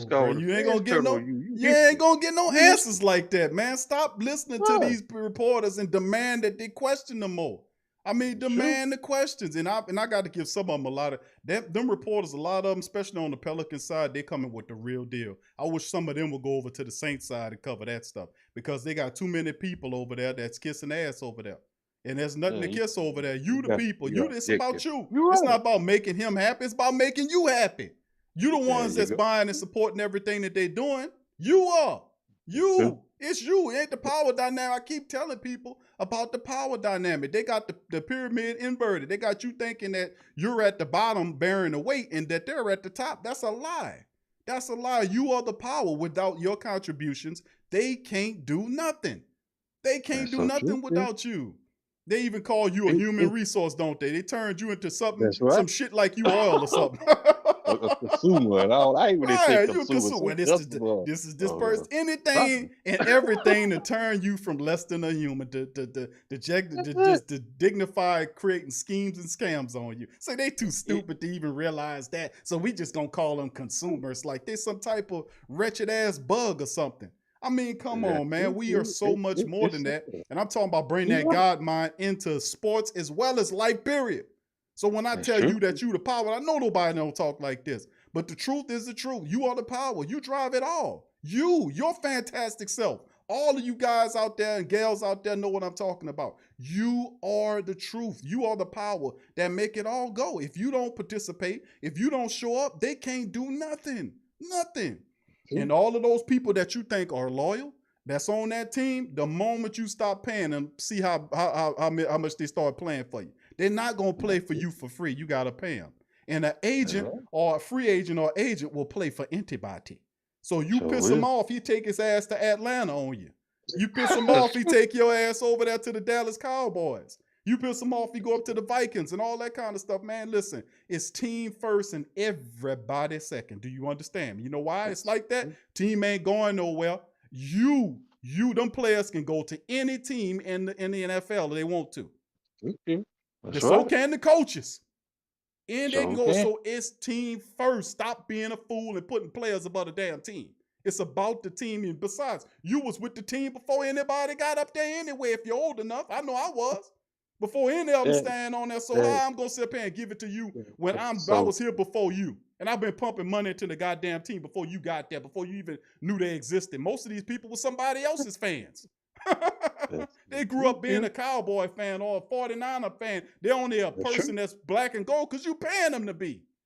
But the moment they become a bear, they become a cowboy. The moment a lion, they with the Lions now. So, I mean, come on, man, with this foolishness and keep it real. It's team first and everybody second. Everybody. Team first, and that's how it's supposed to go. Because these guys will eventually retire, or they can switch colors on your ass. You gonna switch colors? You gonna take off that black and gold and put on that silver and blue for the Cowboys, or that purple and gold from the Vikings? You gonna do that? Hell no, Q. Okay then, man. You not no free agent. Cut that out, man. You black and gold. You are black and gold till you dead and cold, right? Put one in there if y'all with me on that. If you black and gold till you dead and cold, put a goddamn one in the chat right now. If you black and gold till you dead and cold, which that's a shirt in the pro shop, put one in the chat right now. You're not gonna change your colors. You're not. But agents do. They so do, Q. Just keeping that real deal with you. But go ahead, Brother Paul. I'm gonna give you the floor, and then I'm gonna jump on to the next person. You was talking about that. You know, Sean Payton really don't know NFL history, and I say that for this reason. There's been a lot of coaches, Q, you can count them one by one, that have been put on the street after winning the Super Bowl. More recent, Doug Peterson. He just lost the team, Q. But I'm gonna tell you what really got Doug Peterson fired when he benched Jalen Hurts. You already had Carson Wentz up and down and couldn't be stable. Then you had the other guy that was in and out. What was the other guy? Because one time it was Wentz and the other fella. Nick Foles. They kept flip-flopping them. Right. That's what really got Doug Peterson right out of town. He benched that young man. That kid was playing his heart out. You know, Q, you got to be careful with their quarterback call. Quarterbacks could get coach hired and fired too. You got to be careful. Yeah, well, you know, that's what you think about that? That's true. That's absolutely the case, especially if you stick with them longer than what you're supposed to. You can get going real quick. You got to know how to do that. Thank you, Demi. Appreciate Demi. Good evening to you, Demi. Thank you for your super chat, baby. Much love to you. Thank you as well. Appreciate you. But yeah, Brother Paul, you're absolutely right, my friend. No doubt about it. That is absolutely the case. You know, and that's what the job's a big job for the head coach. He has to put together a staff of really good people. He has to make sure that he keeps a functional environment. He has to play it straight. He has to keep it real, because anything else, you're gonna get cracks and microfractures. Then ultimately, it's gonna start coming down and upon your head. You're gonna start seeing a lot of the failures. So I mean, we're good at what we do, but we could be a lot better. That's for certain. I tell you what, Big Q, I bet you Teddy Bridgewater wish he'd stayed in New Orleans now, because they through with him in Carolina. He can give it up. Yeah, I think if they can find any kind of quarterback and run that offense, Teddy gonna be put on the street. What you think? I think that I don't know if he's sorry for that, but I think Teddy Bridgewater couldn't play for the Saints anymore. Sean Payton deceived that man. Remember he came back, he signed the contract after the trade that offseason. Sean Payton told him when they traded to get Teddy Bridgewater that he was the guy that was going to be the apparent behind Breeze. And a lot of people, they can go back and listen to the shows in the archives, because we covered the stories in real time. And of course, I refer to him from time to time. But he the same thing. He told Taysom Hill the same thing. And now I keep saying it's a pattern of behavior. And you can put your hands in your ears if you don't want to hear what I'm saying about what the guy does, because I'm only telling you the truth. He told Teddy Bridgewater when he traded for him that he was the heir apparent. And Teddy Bridgewater signed the contract to come back when he could have went to Miami. They gave him a multi-year deal, paying him more than what the Saints was offering. They gave him he could have went back home and played, but he stayed behind because he thought that he was going to get a fair opportunity to be the guy behind Drew Brees once Drew Brees retired. But at the end of the season, when it was done deal, Sean Payton didn't even talk to the man. He then made and I don't know why he did it, but he made a declaration saying that Taysom Hill is the guy, the apparent, but we need Drew Brees to come back for 1 year because Taysom isn't ready. He said that, and then later on, when Drew Brees was deciding on what he was going to do, and Drew said, okay, I'll come back, he then went back around and tried to sign Teddy Bridgewater to a contract, and Teddy said no to him, or wrong finger. You know what finger he used, not the thumbs down, but the other finger. You know what I'm talking about? And then he went to Carolina, a rival. Why would you go to the Carolina Panthers? You could have went anywhere. There were several other teams looking at Teddy Bridgewater as a quarterback. Why go in the division to the Carolina Panthers to come back because you did something you wasn't supposed to? He pissed them off because in all counts, he really loved the team, but you can't play for somebody you don't trust. That's true, Q. Now you hit the nail on the head. You really had. So you did about you. So it sure paid again. The best of the quarterback rule, even over there in Carolina. Bro, listen, and I You think know how to screw up the quarterback position if no other spot. What you think, Q? I think, and listen, the quarterback, and the Teddy Bridgewater thing about him, I think it's unfair what they're doing Teddy Bridgewater because the truth is they had a lot of injuries there. They lost the star running back. Imagine Carolina would have been a lot more competitive had they have not lost their star running back there. So McCaffrey went down for the bulk of the season. They lost a lot of games because they simply didn't have him. The game against the Kansas City Chiefs, Teddy Bridgewater played masterfully in that game. The defense could not come up with enough stops. And the truth is, how you going to blame Teddy Bridgewater? He played really well this past season with what he had. The defense they drafted, last year was the first time in NFL history, a team took all defensive players in one draft. Carolina was so depleted defensively, their entire draft was all defensive players. So you got a bunch of rookie guys running around there. That defense is not going to be very good. So, I mean, I think they're being a bit unfair with Teddy Bridgewater, trying to get rid of him after 1 year. But this is what the league is now. We're impatient. They're a really impatient bunch of people. You trying to trade Tua Tagovailoa from Miami? He just got there. You trying to trade him to get Deshaun? What? And then you got Sam Darnold. I can understand they don't want Sam Darnold up there, but Aaron, listen. Your boy out in Seattle, Russell Wilson. Now he looking at what is going on here. So it's craziness in It's Houston. money, Q. These guys, crazy they all set around. up there what the part is, Q. But the problem, they just set up here, gave these quarterback all this 40, 50, 60, $70 million and these big guaranteed bonuses, and the money's running low. Now they trying to get these guys to restructure. Some of them not. That's why Jared Goff is in Detroit. That's another one. Stafford and Goff. Him and McVay had a falling out. I don't know but they kind of kept it, kind of hush hush. I seen that. Money start rolling around. It causes a problem. Q, what you think? Yeah, that's a major part of it, man, because they had a lot of success together. Those two went to a Super Bowl, even though they took it from us in a really peculiar fashion. But still in all, we should have caught that touchdown pass. I'm going to keep going back to that. And so, I mean, listen, we caught that touchdown pass. We go to the Super Bowl against the Rams. Bottom line, we go over there, we catch that touchdown pass. But, I mean, in the end, still in all, that's what it's all about. You got to have somebody you can work with, and you got to be able to let those guys express themselves. You just can't always be the dominating coach in the play. You got to let your assistant coach speak their mind. You got to let them criticize. If not, they're going to be trying to run out the building like their name was Ryan Nielsen. That's true, Q. You're right. And it's so funny, Q, that Jared Goff broke his thumb just like Larry Donald hit Drew Brees on his head. I'm laughing, not what happened, but it's just funny how things work out. How he broke his thumb and had to try to play, and he struggled. Q, he really did. So the Rams, they had enough time to go further to the playoffs than what they did, to be honest. So it's just one of them type of things, they those saying sometimes life has a certain irony to it, you just never know how things work out. That's true. That's why when you have the opportunity to win, like you said all the time, Big Q, when you have the opportunity, when you see, like I said, 2 years in a row, the Saints fumbled the number 1 seed spot. we should have had it 2 years in a row, Q. We would have had that week off of rest and all that. Then we could have had our mind ready to face Tampa Bay or whoever was next. But we blew it, gave it to Green Bay. They blew it 2 years in a row, didn't do nothing. So you can't knock your own self out of position because Q, too many other people trying to knock you off. What you think? You gotta be. That's true. That's part of being functional, bro. And of course, you know that old saying about fortune favors the bold. So That's with true. that being said, fortune favors the bold, and look what the Rams doing. They made a bold move, getting the quarterback that they think brings them a lot of success. They've been drafting really well. They're not afraid to trade them picks and move up to get talent with a win now mentality.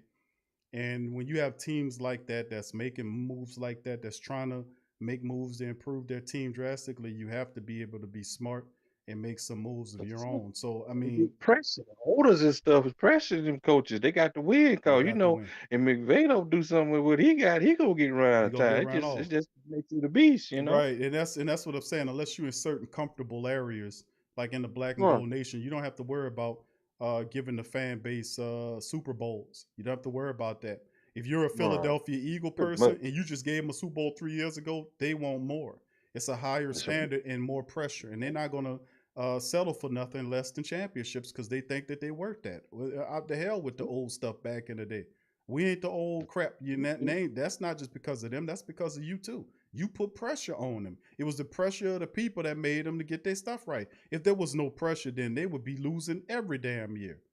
So I mean, that's so sooner or true. later, you got to put pressure on these people to do it the right way. If they're gonna continue to earn your support, that's just what it You got is. You got to to. step up. But brother Paul, I thank you for chiming in, bro. Oh, Wonderful conversation and great comedy as well, bro. I appreciate thank you dropping you by, to the bro. family. Who that? God bless y'all, man. Thank you, my brother. Appreciate you. And who that? All right now, who that? Who that? That's brother Paul, man. I appreciate brother Paul stopping by, man. We got brother K Scott in the building. How you doing, brother K Scott? Sorry about the wait, but bro, welcome to the show. What's up, brother Q, man? Everything good. Everything good, bro. I was just joining the convo, bro. Just joining the convo. Good to hear. It's always great to hear great wisdom from our family, bro, because, one thing about being a part of a truly a passive fan base like our Saints, bro, when we are part of a passive fan base, bro, we learn lessons through our miseries. That's one thing about the Saints race, the great Saints family. We learn lessons through our damn misery. Yes, sir. Unlike some other people who keep on doing the same stuff over and over again. We learn lessons. That's why we get furious when we know we should be sitting on a damn excuse me, a three-peat championship team instead of getting knocked out in the second damn round every damn year. We should be having at least about 3 or 4 damn championships on a Drew Brees ass instead of just looking at the next damn thing. You feel me? Right, right. Been there for a long time, bro, and a lot of Yeah. greatness. A lot of greatness. Drew took down a lot of big records, man. Too bad he didn't have a compliment for the duration of his time here. To have a top Bro. 5 defense in each of those years we would have, man. We'd been really we would have had it. Let me tell you something. I tell a lot of these damn fools that who I work with because I live in Atlanta now. From New Orleans, but I live in Atlanta now. And I tell them, I say, bro, if Drew Brees would have just anywhere between a top 10 and top 15 defense for all them years that we went for $5. Boy, stop. He would have had him a second championship or 2. That's the only that stopped him, bro. He had to carry the whole team on his back, and that was wrong for Sean Payton to put all that pressure on his back instead of him trying to. He wanted to be the star. He still wanted to be the star of the show.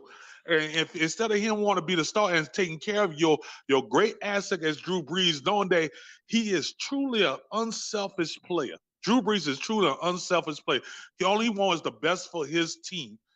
If you would have concentrated on the defense all them years, instead of making stupid ass political type plays like, oh, let's go get Jared Bird, instead of really looking inside your draft and listen to your coaches have say, you know what, he ain't gonna do it, but this person do it. He ain't gonna do it.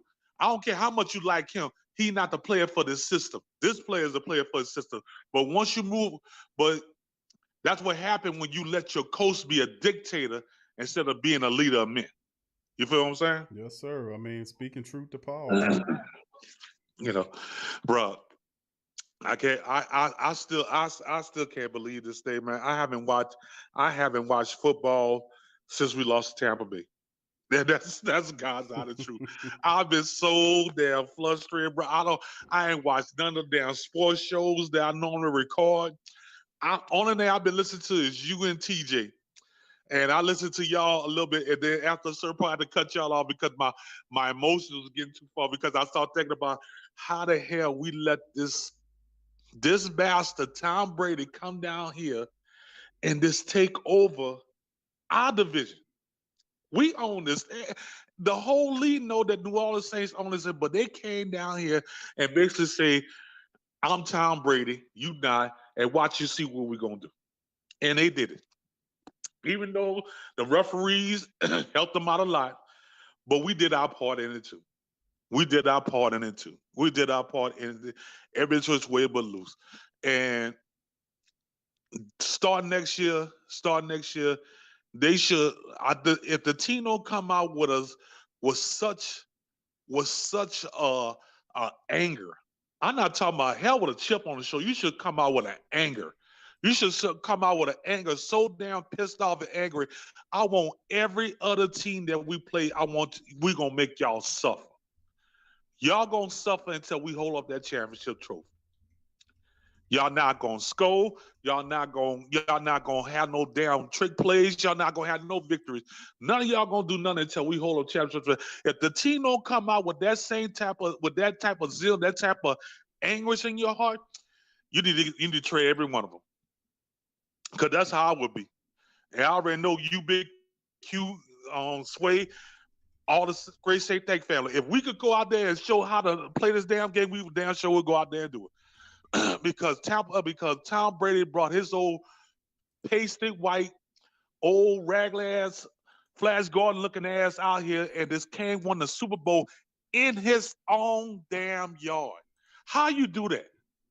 How you do that? I just don't understand that. How the hell you do that? When we try to do it, they pull up some bullshit bounty gate on us. But he brought his ass down here with all kind of problem children down there with Antonio Brown and stuff, and you ain't hear not one damn word come from Tampa Bay. Tampa Bay, you saw Tampa Bay was there. You could have heard more drama come out the Pope in Italy than what you heard out of Tampa Bay last year. You didn't hear a damn thing come out of Tampa Bay because Tom Brady was down there and Tom Brady told Roger Goodell, I'm not having it. Baby, I'm bringing this. Not only I'm going to be the GOAT, but I'm going to be the first person to win the championship, the Super Bowl in my own damn city. Watch me. And he damn sure did it. He damn sure did, bro. I mean, that's one thing. Talk about Tampa Bay and what they did, man. Like you said yourself, we played a part in that, man. So, like I said, it's hard for me to be upset at Tom Brady, when we had an opportunity to stop all that, man. We could have stopped all that. So who you what I tell you is it was frustrating, and it's I try not to go into the part of really walking into the part of conspiracy, but how the hell in the playoffs, every team that played Tampa in the regular season whooped them, but when he played them in the playoffs, they couldn't do nothing against him. Like, huh? Like we stomped them twice. Did they beat Green Bay or Green Bay beat them? They stumped the hell out of Green Bay. All right, they've been stomping the hell out of Green Bay, but that was a close game, even though Green Bay still gave it to them. The Green Bay. But Kansas City, you talking about Patrick Mahomes couldn't throw not one touchdown? Not one? I would say, oh my God, this cannot be happening. And I even watched the game. Like on your phone, you get the ESPN alerts and stuff like that.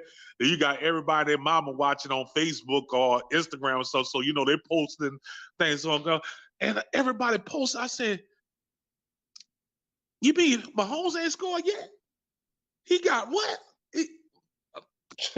Well, I You mean, know what? bro, to be honest with you though, bro, I mean, listen, we know that the referees had a part. That's nothing new what they was doing in the NFL game. If you followed the Tampa Bay Buccaneers through the entire season, and I was watching their games when we weren't playing, or when they were playing during the day and we were playing at night, I was watching their games, and you could see the calls that were being made in the games for Tampa, to help them along, especially that 8 game winning streak toward the back end of the season that led them into the playoffs.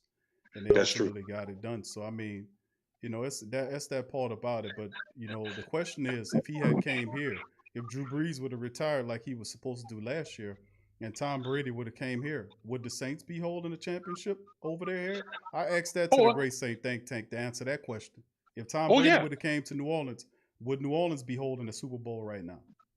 You know what? I believe it, yes, because you know what? I believe everything that, put like this, everything that they hated New Orleans, why they, the whole system will have to change. Like all them stuff that they come against us, such as with the bounty, with all this other bullshit, such as like with them not wearing the masks, all these bullshit rules they're trying to come against us with. If Tom Brady would walk this tail in New Orleans uniform, they would have changed that whole system around. Because I don't give a damn what they say. They're not going against their golden boy. Until he retire, that is still their golden boy. That is still their golden goose. Let me tell you something. The league, all the leagues have not changed since Magic Johnson and Larry Bird was in playing basketball. They was the golden. They was the untouchable. And then once Magic got hit with that thing, good thing Michael Jordan walked in the league. Jordan was untouchable. Then it came down to Kobe. Kobe went through his shit. Then once Kobe got through his shit, that's when LeBron came in. Now LeBron is the untouchable. You can't touch him. Just like in football. In football, back in the day, it was the Cowboys and San Francisco. You could not touch them. I don't give a damn what you say. You could not touch San Francisco. You could not touch the Cowboys. They were the two golden boys. Green Bay had a little in there every other team, but everybody knew them two teams right there with the main untouchable. Then when Tom Brady, when they started back in 2000 with that damn untuck rule shit, and they saw how we could do with that boy right there, Tom Brady became the untouchable, and he been doing that shit for the next 20 years. And whenever he decide to retire, he gonna still be the face of the league. I don't give a damn what anybody else. Patrick Mahomes is 10 times a more athlete than Tom Brady is, but Tom Brady is still the goddamn gold standard in the league. As long as he's still the gold standard, they're gonna keep putting him in a position to win. Because don't matter because it don't matter if you like them or you love them, you're gonna watch them. That's what they say. You like me or you love me, but you're gonna watch them, and you're gonna pay to watch them too. So while y'all keep on paying to watch them, y'all gonna keep paying us too as well. But the hell with Tom Brady, with all that stuff, I'm ready to start with the draft. I'm ready to start with the draft and see how we gonna build on this foundation, guy, because we got a hell of a foundation. We still got stars and everything. Even though with the cap space that we in, we can make some moves. We can still make some moves. We still be able to reduce some contract, but the draft is really gonna be really very, I mean very, very critical this year because we really truly don't have, we barely got crumbs to make any free agent movements. Hmm. So the draft is going to be the draft going to let us know how we're going to do the next 5 years from now. So I'm looking forward to us making some moves. I'm looking for us. I think we need like two hybrids. We really need two hybrids type players on our defense. Some of us like almost like a linebacker safety, almost like a linebacker safety, almost like a Quan Alexander. We need like another Quan Alexander on our team. We need somebody who could rush the passer, but also play in coverage. And also, we think we need like a cornerback safety in case somebody drop. He is smart enough and athletic enough. He could play either cornerback or safety. So that's why I think that we need a thing because this season's over, everything done. I'm looking forward to next year. I'm looking forward for us to walk into next year with the expectation of going to win a Super Bowl. Even though we're going through all the money type problems is, we still got a hell of a team. Our team is still better than over 90% of the team in the leagues. Our team right now, even without definitely in a quarterback position, any quarterback will be glad to come here and take over where we at. So I think we still could strike while the iron is hot, but right now we gotta make some smart choices. We gotta make some very, very smart choices, because getting rid of the wrong free agent, or now we working the wrong deal, could cripple us back where we could go back in time for like another 15 years. And you already know how that was back in the late 90s, early 2000s. That was not fun times for us. Absolutely, brother Scott. I think we definitely got to make some smart moves moving ahead, man. Ain't no doubt about that. Especially in the draft, getting under 60+ million underneath the cap, and then move a little bit further after that, just to be able to make some moves to stay competitive, man. But I don't know a lot if we can expect a great deal of things to occur. In this year, I know Mickey Loomis is pretty shrewd. He's getting down, but we'll see exactly how it shakes, man. But like I said, I often say this: and once you Super Bowl a bust and you don't Super Bowl and you bust, then don't accept to be close to be Super Bowl again. Usually that's you sell out to get there, and when you fail, then there is some retooling that you got to do, and we got some retooling to be done. So with that being I agree said, with but I'm gonna give you the you. flow for your last thought, my bro. Then I'm gonna move on. I got two more family members right behind you, brother Scott. We got Ricky and we got brother Rob there, so we're gonna get those brothers on here. Y'all brothers, I appreciate y'all patience. Go ahead, brother Scott. You got the flow for your final comment. Well, this one, this recap on everything. Like I was hearing you talk to the other brothers as well, which they was totally speaking nothing but knowledge and stuff, man. We, I love this. I love the family that you created, Big Q, man. I love the knowledge that you pull out there. I love how you really take it. A lot of times you take it from just being taught about football. You talk more about life, and you talk about how us being a fan base, it go deeper than just us loving the sports. It's all about it's really about us loving our culture, and how much we love our culture, how much we love our team, how much we invested in ourselves in this team, man. And I truly appreciate that. You and all the family, like you, TJ, some of the reporters that we talked to, true Saint report, not them bullshit ESPN's bought offs, sellouts. I'm talking about the true reporters who truly spend day and night thinking about the Saints, talking about the Saints, and they trying to figure out how ways that we can make our team great and turn our team into a powerhouse where we're supposed to be at. But I'm looking forward to next year. I'm looking forward to us having so many more Victory Mondays or Victory Fridays, whenever days that we play during the week. And I'm really looking forward to us to hold up another championship, because we got too much. Not only we got too many great players, we got too many great fans. We got too many great fans who've been in this since when we was garbage. I'm talking about when them sorry ass fake ass fans went to Swagman and when Dixon got the grocery bags and cut the holes out the face and plastered up at the stadium, make it look like we was like that represent the Saints. No, that represents y'all. They didn't represent us. But that what the media took it and ran against us and called us the Aints and all that. But our fan base, the true black and gold fan base, we are the most passionate, we are the most loyal, and we are the realest fans out here. I don't give a damn what anybody else say. Hell with a cheesehead, hell with a cowboy, hell with a 49er, a Patriot, whatever. A Saints fan is a real fan, because we keep it real 24/7 a day. We've been through hell and hot water, and we're going to keep fighting with our team. So I'm looking forward to next year. I'm looking forward for us to have the opportunity that we're gonna wind up getting a diamond in the rough, about 2 or 3 of diamond in the roughs in the draft.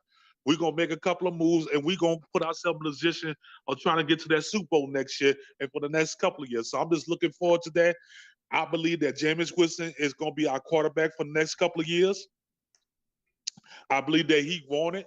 I believe that he learned so much from learning after Drew, And I believe that he a quarterback who looking to change his whole perspective and his whole name. His name was think about, trouble off the field and clowning on the field. I think now he want a name of such as a winning quarterback and want to be a Hall of Famer. And the only way you're gonna become a Hall of Famer, you got to start putting some W's on your back. And I can see that in his eyes. He want to win because I believe if Sean Payton would have gave him the rock for the rest of the Tampa Bay, I believe that he would have had. I believe he could have won that game because he wanted it. You saw when he threw that touchdown, he would not want to get out that damn field. He wanted to keep playing. So I believe we got a quarterback in our future. Even though some of the other quarterbacks out there now, I believe there's nobody out there more hungry than Jameis Winston because think about it.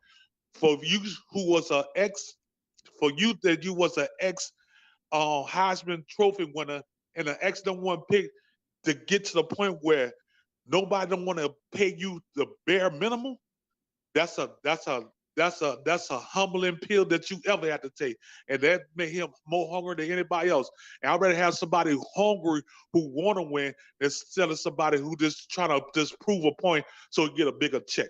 I want a winner, not somebody who's looking for a check. So I'm ready for next year, my brother. I'm ready for us to talk shit like all of us are supposed to do. Let all them sorry ass Falcon fans, them fake ass Buccaneers fans, because you couldn't find their ass 3 years ago. You can find their sorry ass 2 years ago, but now they all of a sudden they talking big shit, putting on billboards and stuff, talking about, we that. Okay, we're gonna see we that when we see your ass next year. Remember that. I want you to keep that same, like your boy Shannon Shaw say, keep that same damn energy when I see you next year. I'm gonna bust your ass with your mouth and I'm gonna remind you what you said this year. But I can't wait till next year. I can't wait till we get started. I can't wait till the draft. Because we are the Who Dat Nation, baby. We the greatest nation in here, baby. Everybody else is second tier, baby. We the only one, two champions out here. So who that to all my family out there, man. I love y'all. I pray for y'all, brother.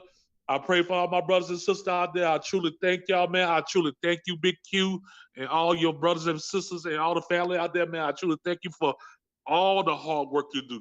Not just for the Who That Nation, but for the Pelicans and everything. I truly appreciate all the hard work you do because I know you put in the hours of work because the knowledge that you speak out every day shows it. You're not bullshitting. You shows it when you speak. So we truly appreciate you. I thank you, man. I just thank you for the opportunity to be able to speak my heart and my mind, big brother. I truly appreciate it. Thank you, K. Scott. Appreciate it, bro. Much love to you, fam. Thank you for your support, my brother. And who that to you? Who that to you, my brother? Thank you, bro. Appreciate you. There go K. Scott, bro. We got brother Ricky chiming in, and then Rob, and we're gonna bring the brothers in. Ricky, how you doing, bro? Thank you for being patient and sticking in there, bro. How you doing tonight? Hey, Big Q, what's going on with you? Doing good, my friend. How you doing? Hey, man, it's a beautiful night here in Atlanta, Georgia. Kind of cold, but we living. That's right. Don't feel ashamed, bro. It's kind of chilly where I'm at too down here. So we all right. We're in the same man. boat. Hey, man, I just want to go over a couple of quick points here. Yes, sir. And I think that you really hit the nail on the head when you said that the media don't ask the right questions. Yes, sir. It's almost like they've been given the questions to ask instead of asking the right questions. Could you imagine if they go in and ask Sean Payton, hey, Sean, with 22 minutes left in the game, why not bring in Jameis Winston? Because Drew is already at 2 or 3 interceptions. The Buccaneers defense and Todd Bowles already determined that he's not going to put the ball in the air. He's not going to put the ball in the air more than 10 yards. So now you got a defense, you got a stacked defense. And Aaron Kamara's game is, I'm going to catch the ball in space. And when I catch this ball, I have options of where to run with the ball. If I catch the ball 5 yards off the line of scrimmage, I have options of where to run with the ball. But with the Buccaneers defense playing stacked the way that they were, he had no options. That was it. He caught the ball and went down immediately. After in the third quarter, the game was over. The game was completely over. I stopped watching. But again, I blame 2 people for that. I blame Sean Payton because as the head coach, he should have put the team first. He should have put his defensive players first. He should have put the offensive player first. And you have Drew Brees. Drew Brees is injured from head to toe. There was only one thing on Drew Brees that wasn't injured, and that was his left arm. His left arm was fine. His right arm was toe up. His foot was toe up. His lungs was toe up, and his ribs was toe up. Why not go to the sideline and say, Coach, it's not going to happen. Let me go in next week against another team and see, let me get a week's rest. But I can't get the ball downfield right now. And they swarming me, and they know it. But we put Jameis in, at least he can stretch the field, and that defense has to loosen up. Because if they keep playing stack, Jameis will kill them over the top every time. Right. And so why not? So if I'm the media, I'm asking that question. What's up, Sean? Why why not put Jameis in? And I want an answer. Yeah, that's a question that they're not going to ask. That they're not going to ask why not make a quarterback change if you don't see Drew Brees have it. If Drew throwing multiple interceptions out there, why not make a QB switch? And but that don't include Taysom Hill at the quarterback. If you feel like if he wasn't there, of course, Jameis Winston would be the next guy. But you've seen throughout the season, except for one time, I remember seeing Jameis go in, and that's that Denver game, I think it was, when he went. But He went in the Frisco game. Frisco game. He went in, yeah, he went in the Frisco game. And this year, man, I think the fans spoke. I think the fans spoke out against Tom Brady in the Super Bowl this year because if you notice, this Super Bowl was the worst Super Bowl watched since Super Bowl III. Yeah, pretty bad. Very low ratings. Yeah, Mm-hmm. I mean, like you can't blame it on COVID. You can't blame because they had high football ratings the whole season long. Mm-hmm.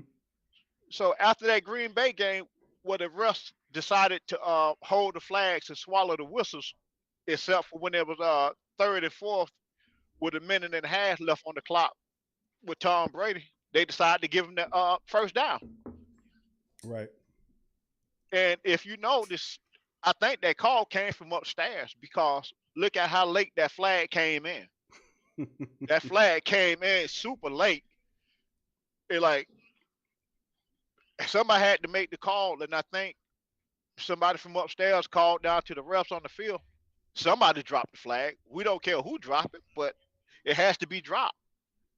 Tom got to stay on the field. Yeah, it was pretty bad, man. It was a poorly officiated game, man. Even a Tampa Bay person got to admit to that. That was a poorly officiated game, man. Very poorly. Yeah, then they take it right into the Super Bowl. Kept with the bad officiating. Oh yeah. I mean, like trash talking. Who get flagged for trash talking? I'm like, that was the funniest thing in the game. I But mean, we got flagged for pulling a guy off a pile. Penalty for pulling the guy off a pile. I was like, what? What the heck? Pulling a guy off the pile? Penalty. I've never heard of that one before. But that's what they do. You know, they just pull them out. Whatever whatever it was. I mean, if you look at all of Tom Brady's game, even if you go back through New England, whenever the game is tight, the refs always find a way to either get the defense or the opposing team off the field or keep Tom Brady on the field. That has always happened for the 20 years that Tom Brady's been in the league. Mm-hmm. And if the media called it out, it would have stopped a long time ago. They're not going But to no that. one. I guess that's a lot of jobs lost if they do that. They destroyed the whole little deal, and because we'll force them to be accountable. That's why it's a great thing. That's why I bring, I'm an advocate of not keeping that keeping the public in the dark about that, because once we understand how things work and then they know we're paying attention to that, they'll stop doing it. So that's why it's that's a big part about being awake to the scams and schemes that surround us, because once you become aware of what's going on, a lot of that stops. So I mean that awareness is so very big. Plus, it benefits us to be on the plus side of knowing stuff like that than on the minus side of being taken advantage of. You know, I have people ask all the time, well, if it's such a conspiracy, why everybody not talking about it? I tell people, everybody don't have to be in on the conspiracy. Right. It only takes 2 or 3 people to be in on it. Correct. You know, Like it's even never with, everybody. yeah, just like with Sean Payton. Why not put Jameis in? I mean, he can't explain that. He can't say, well, Drew still say he had the injury report. And honestly, I think he should be fined for that, for not putting out that Drew was injured. That's really a fine. You That is, hide injuries. I've been saying that, and I really don't want to say that, but the truth is the truth. But I know it's Yeah, coming. he Because if I he notice hid. it, bro, if I notice and you notice that, you know who else noticing it. So Yeah, Roger Goodell. he definitely he a snake lying in the grass waiting to strike. He gonna Yeah, hammer us with this whole little thing with Elvin Kamara goof ass running off doing what he did, and of course they're gonna do it with the same stuff. What happened with him hiding these injuries, and we can't yell at what's New England when they were doing it, misreporting it with Belichick, and they slapped them on the hands. Who that nation get piled over? We can't give them ammunition to hurt us, man. and my last point here, Q, and again, I appreciate you allowing me to come on and speak to you and your audience tonight. Thank I you, Ricky. truly appreciate it. My last point here is with Sean Payton, and I honestly feel like this thing with Jameis Winston that he has going on. I really think he wanted to try to screw Jameis out the money next year. He wanted to try to keep him under $12 million or so. Uh, and it still may not be possible to keep him under $12 million with the Bears. It, I just recently heard that the Broncos are maybe trying to inquire. Colts, Broncos, So Bears, all of them are players for the Colts, Colts. All of them are players for Jameis. yeah. So if Sean doesn't get something done before what is it, March 17th, Yep, they may be stuck with Taysom. And who wants that? Sean. Honestly, he wants it, He but loves him. He loves Taysom Hill. yeah. So you know, he should be trying to really work on getting something done with Jameis now, and he better not try to hit him with peanuts. $2-3 million. Come on back for 2-3 million, 4 million. Now he got to up the ante. He got to go at least 15 for Jameis, at least 15, and that's just the bare minimum. I think you got a point there, bro. I mean, if you care about him as much as you say, then you got to respect. You pay the man is one of the most ultimate signs of respect that you can give him. If you really Yeah, value what he can hey, do. really, you're not. And really, at $15 million, you're really not paying him. No, You just especially really pacifying. right. Especially if you have a 15 million on a 3-year contract, that's $5 million a year. Oh no, he would. Yeah, That's if I was Jameis' agent, I would never take that. I'll right. I'll move on. I'm talking 15 million a season. Oh no, You come I if don't. you come with me 15 million for 3 years. Oh no, boy, He'll sign you then get that number two. Sean Payton to put that shit that and throw him at that tomorrow. Listen, James, we got a contract for you, 15 million. You Hey, can make well, I up give to 18 million on a yeah, 3-year I give him that contract. number two. Shit, but hey, Q, I give Sean Payton that number 2 jersey so fast before it hit his hands. I'd be in Indianapolis, Chicago, and Denver they gonna before the pay him. jersey hit his hand. And man, they gonna pay Yeah, him. Mm-hmm. I mean, come on. I mean, like, come on, people. I don't know if many New Orleans Saints fans have saw many Jameis Winston game. I've seen them all. And you can't put the interceptions on the man. It was mostly coaching. You had Lovie Smith, you had Dirk Cutters, and you had Bruce Arians. And just check all 3 of those coaching record stats. Bruce Arians, every quarterback that played in his system had high interceptions in his first year. Every quarterback. The Hall of Famer, the Golden Child, Peyton Manning. had 28 interceptions in his rookie season with Sean Payton. I mean, with Bruce Breeze Arians. up there, yeah, in Indianapolis. Yeah, I remember that. Yeah, Terrible rookie year. and yeah, and plus he had a Hall of Fame running back. Adrian James. Payton, nah, no, Marshall Faulk. Falk with Indianapolis. Oh, okay. Yeah, he had Marshall Faulk his first year, and Okay. then they traded Marshall Faulk to St. Louis and picked up Edge. Right. So he had two Hall of Fame running Yeah. backs How in about his that? the start of his career. Right. Jameis had none. Right. So you go back to coaching, and you want to go back to 2019. Jameis finished this year with a torn meniscus that happened against New Orleans and a broke thumb Mhm. that happened against the Cardinals. And he still threw for almost or over 300 yards per game on a torn meniscus and a broke thumb. So you can't sleep on the man's talent. It was mostly coaching, and even the receivers had to come out and say, "Listen, we ran wrong routes because the playbook was new, and we didn't understand the playbook because we had options at the top of our routes. We could turn left, right, or keep going at the top of our routes." And so, what can a quarterback do when the ball is already in the air and you supposed to cut left and you went right, and the quarterback is already through the out route, you cut in? What could he do? He could do nothing but pray that the ball isn't picked off when the defender is standing right there waiting for the ball to get there. So, Saints fans, don't listen to the media about Jameis Winston. The guy is a great quarterback. He just had two terrible coaches. They never gave Lovie Smith a chance. Jameis had Jameis is a great quarterback. Don't listen to the media. Don't listen to uh what's the black guy on ESPN with the hairline stud at the back of his neck? Stephen A. Stephen A. Smith. Right. Yeah, we don't listen to Stephen A. Stephen A. is a Winston hater. So don't listen to Stephen A. guys. Jameis is a great quarterback. Let's see what he can do with really good coaching and a good scheme around him.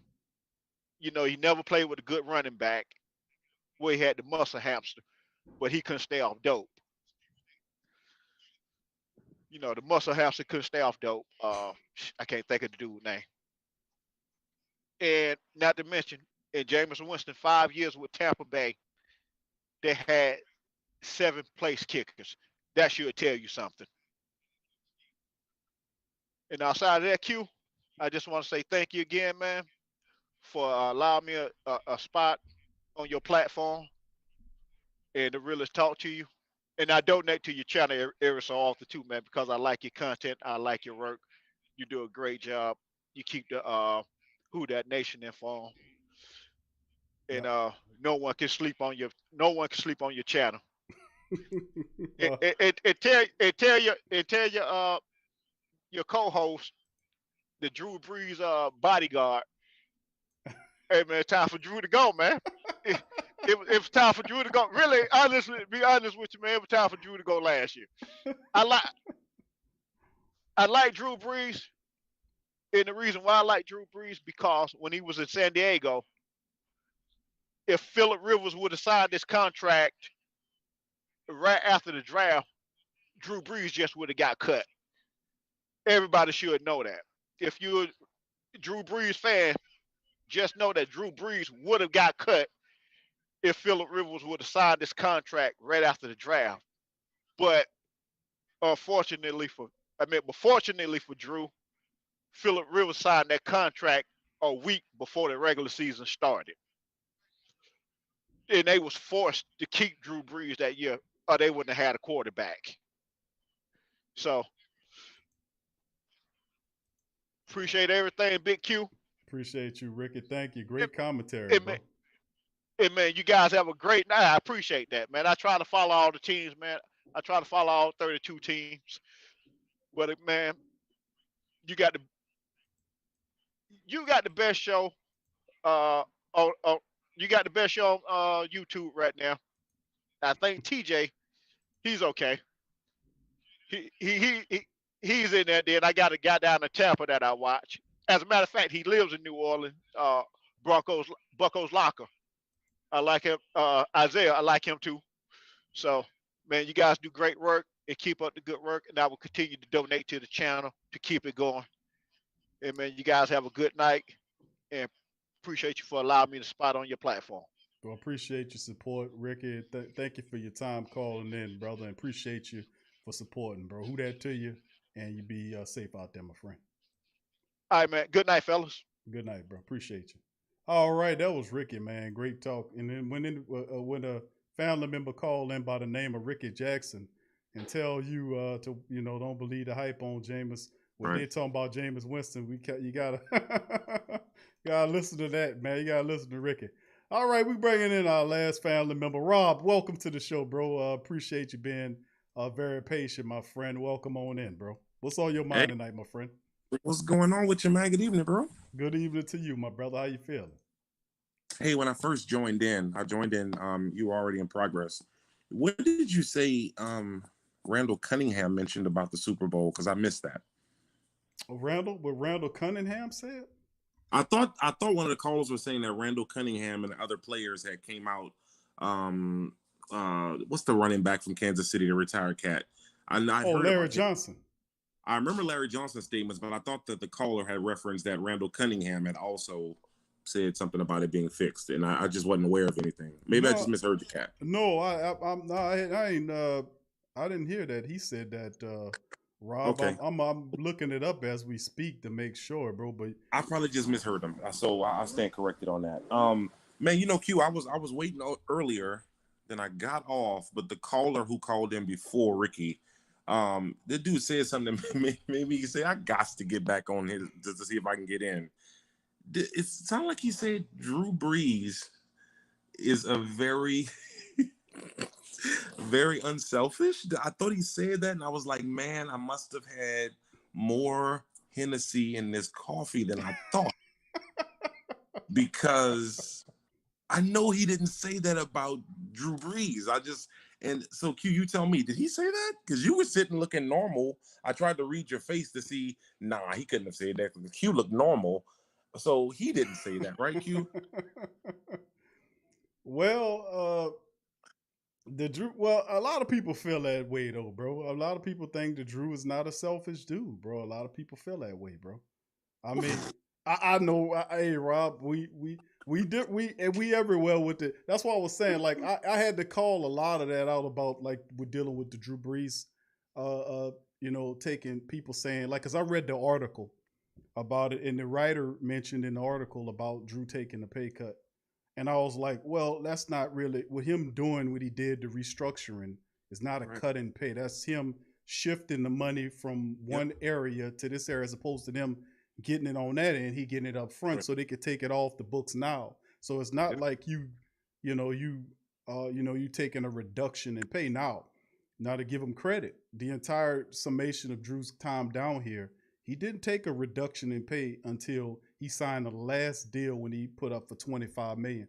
Prior to that, all of his Drew Brees was like, give me everything that I deserve. Give me everything. That's how he can pass over $300 million, Rob, down here. Exactly. And so when fans have this revisionist history, it's deep, man, and it's part of the problem on why we're in this situation. We are like the people who were in abusive relationships, and you finally got in one that was good, but it was only good for like 2 years, and you starting to see some of that old abusive stuff coming back around, but all you holding on to was those 2 good years in which they weren't making you feel bad. And it gets reinforced here when we have fans talking about like we can't rebuild or something, like there is no life after Peyton and them. Let me remind people of something.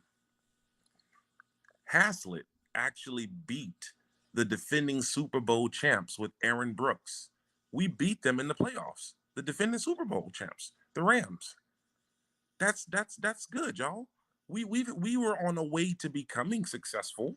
I'm glad some changes have been made, but like we need to throw away this belief that we all now, not all, but too many of us have Well, first of all, we're forgetting the real past, and that Drew Brees is part of the reason we were not able to get a top 15 defense, because that was something else the caller was saying, that if we had just simply got him a top 15 defense, we would have been okay. How can you do that when you're paying this dude literally 60% of the salary cap? Let's be smart, y'all. Let's not pollute the family with delusional bullshit like that. Y'all, come on. We were past that, I thought. With realizing Drew Brees' greed, his greed and desire for personal stats and the packing of his bank account has us right where we are. He has all kinds of records. He's going to the Hall of Fame. But you have a guy like Tom Brady, who I can't stand, was willing to be sometime the 25th highest paid player on his team, often in the bottom 5 of quarterbacks every season getting paid. And this man got too many rings for one hand rather. It's greed. And Cliff, I see in the comments the call is ridiculous. You tell me where I'm wrong, homie. I'm spitting facts. But a hit dog does holler. So I guess that's why you're saying something in the comments. Drew Brees is greed. He got richer, he padded his stats, and all we have is some division titles, y'all. The man is still too greedy, in my opinion, right now, to just say, I'm done, y'all. I'm sorry. It's the greed is still there, but I digress. But that dude said that, and I was like, man, I got to call in and see what was going on. But the dude's greed has played a part, y'all, because you can't give him 60% of the total team's cap for the year and think we're going to find playmakers. Of course we're not. We're going to get little Tommy Lee Lewises and hope that they play out of their mind. We're going to get Davenport from DeVry University and do bullshit like that. We're not going to take stuff serious. And so now we have people who were completely drunk with power and gone off pills like Sean Payton is. Let's be honest, folks. And I think now, Q, the situation we find ourselves in now is we actually deserve to have 1 or 2 maybe bad years so that Peyton can finally get up out here. He could take Loomis with him. Y'all, there are other people who can do these jobs. Okay? It can happen, y'all. It can happen, y'all. Tampa was the laughing stock, weren't they? But Tampa, Atlanta, and Carolina have all been to the Super Bowl more recently than us. But Drew Brees sure been getting paid though, huh? He sure been hitting these records, huh? Y'all get my point. The dude, we need some type of therapy, and this honest conversation has to be part of the therapy, y'all.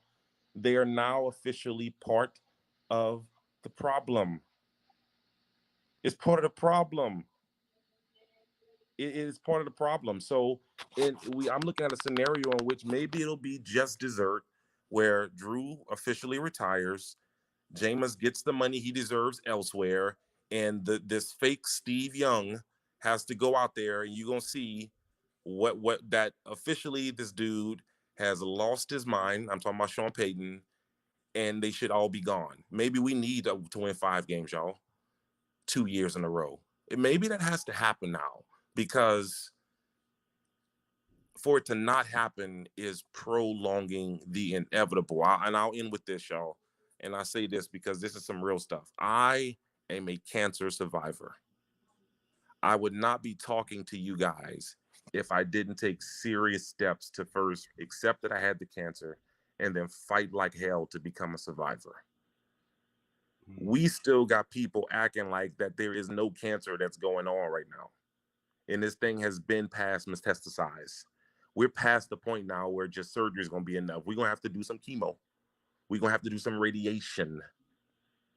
This is where we are, y'all. And anybody saying the opposite, look, prove me wrong.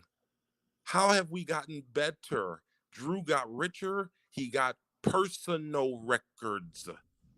Personal records. And we don't have nothing to show for it. But once again, a bitter taste in our mouth in January, going on like year 5 in a row. Come on, y'all. I think y'all deserve better. I know I deserve better. And I have two young kids that I've made the decision that I'm gonna let them pick who they want to root for, because it may be a bad thing for me to force upon them something that's hurting daddy like this. What I look like trying to make them like love a team that obviously is really, really comfortable in just doing what they're doing, you know? And so I'm not gonna ignore it. But one thing I will do is I won't allow people, especially in a family like this that I appreciate, where I found honest comments and honest callers. I just didn't. I couldn't listen to that somebody throw any adjective sounding like uh, non-selfish towards Drew. That dude here in the last caller, Ricky, said something that is so true. This man came to us unwanted by anybody else, y'all, by default. Don't forget, like literally, he was that last call in the bar at 3 a.m. That wasn't true love. There was nobody left. That's what happened with Drew Brees, y'all. Nobody wanted this dude. The people in Miami looked at his shoulder, was like, nah, he's good for like maybe 4 years and he won't be able to throw the ball. What happened with us, y'all? What happened with us? He was airing the ball out for what, 5, 6 seasons, and it's kind of been dink and dunk, 12 little screen passes a game and personal records. So here we are. Tell you what I'm gonna do though. I'm gonna pour myself another beverage, and I'm gonna pretend that dude didn't call in and say that stuff too. And look, I'm gonna get back to enjoying the chat. I'm glad I got back in, but we gotta get ready for this Pistons game tomorrow, man. I'm gonna be on that game with you, and everybody that's listening. I hope you all are staying safe and warm, and you get to take a stand for something, y'all. You don't have to subject yourself to this sort of abuse. If somebody is showing you that they don't have the same opinion on success, you might want to start walking in a different direction. Who dat? I'm gonna talk to you later, Big Q. Thank you, Rob, bro, and appreciate you, bro, and much love to you, my brother. Thank you, man. Appreciate those great Appreciate words. that. Thank you.